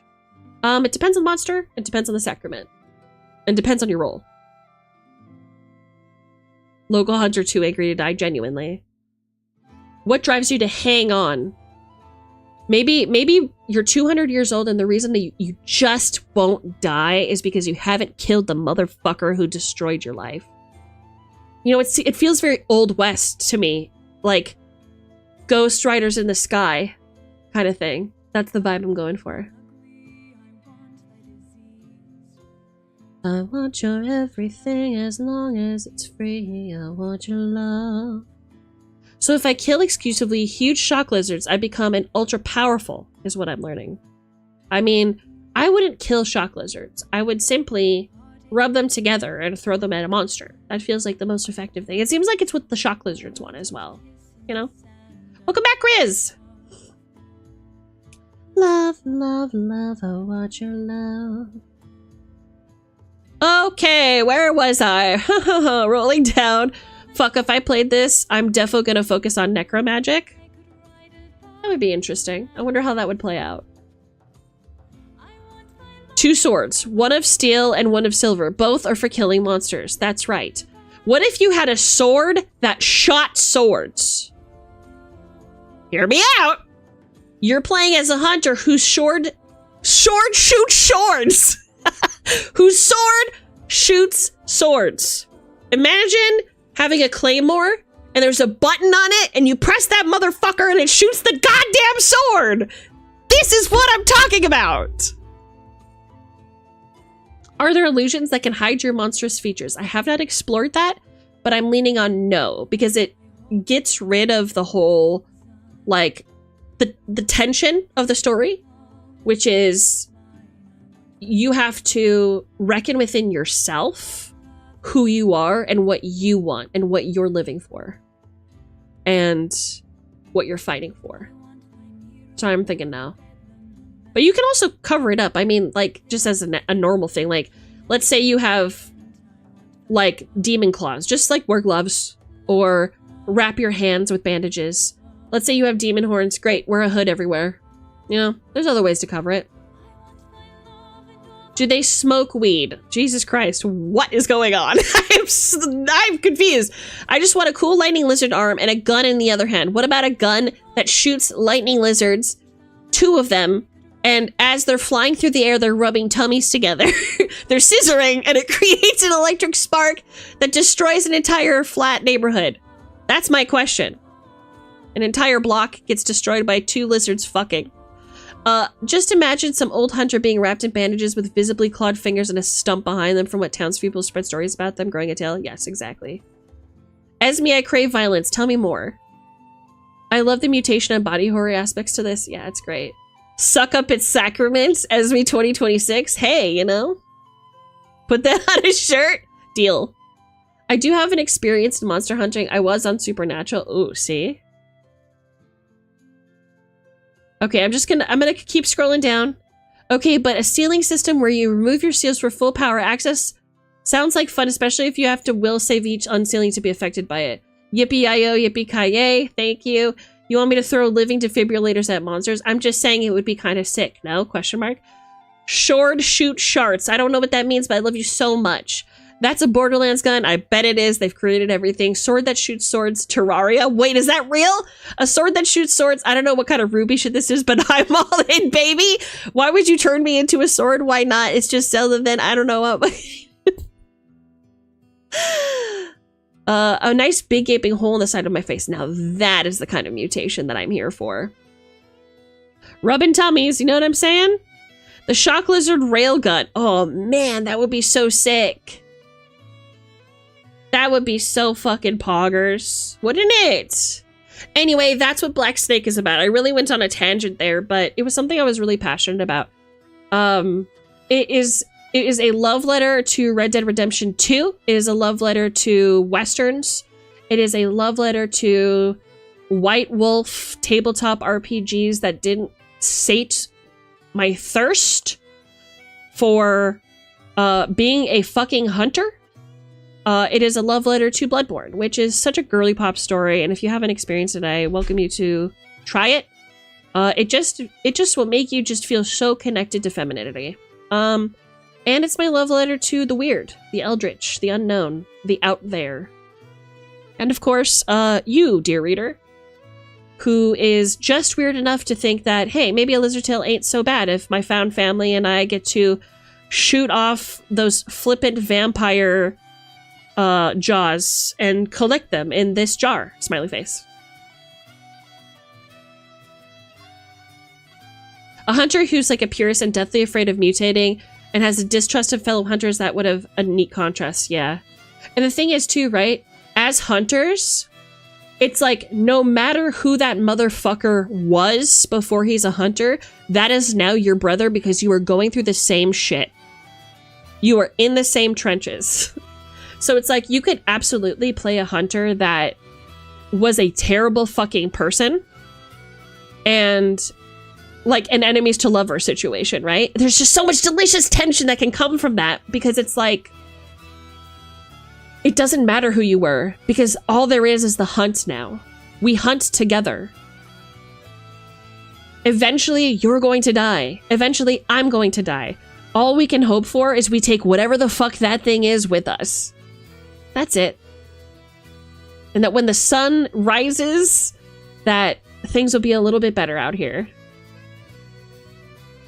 You want to play duck blood? Boy, I want some of that duck blood. Sparrow, I invited Sparrow into the game. He was gonna play a Civil War vet. Oh, and here's the thing, right?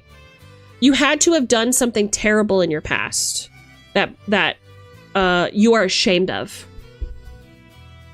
So it's just delicious. Character creation was delicious. Anyway, that's all I have to say about that for now. It's been a year, 2 years? No, a year to a year and a half since I seriously considered playing this game, but you guys sounded interested, which is really inspiring me. Maybe I'll run it sometime or something. By the way, Esme, you know that video about Triangle Agency? I started watching it because of you and his latest video, Stone Top. Right? Yes! Yes, Tom! Thank you so much for watching it! Yes! Quinn's Quest is the shit. I invite everybody and encourage everybody to enjoy it. Stone Top looks so much fun, doesn't it? Sparrow actually wants to run a Stone Top campaign sometime. It's just so great. What can I say? It's literally so great. Has so much potential. All these TTRPGs just have a great way of telling just absolutely amazing stories. It's just... unbelievable. It's unbelievable. Chat, I'm fucking hungry. Are you fucking hungry? Be honest. Be honest, chat. I'll know if you're lying.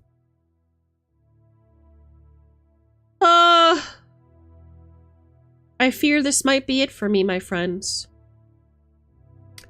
I fear this is the end. But worry not. I will return again. Oh ho ho! Look who's streaming! Look who's live! It's Sanguine Stories! Why don't we go visit them, huh? Exclamation point raid. Please copy the raid message.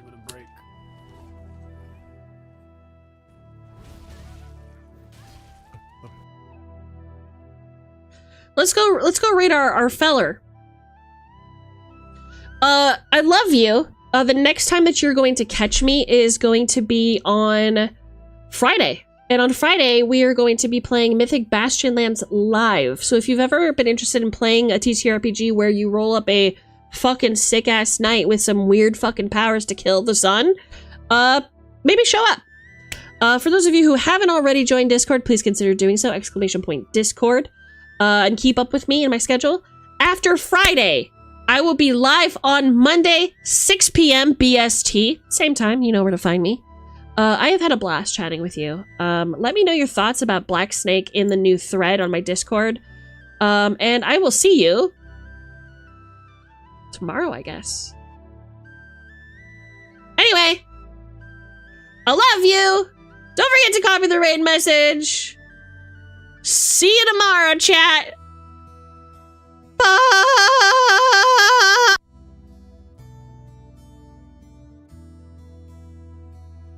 I cast Bartic Inspiration.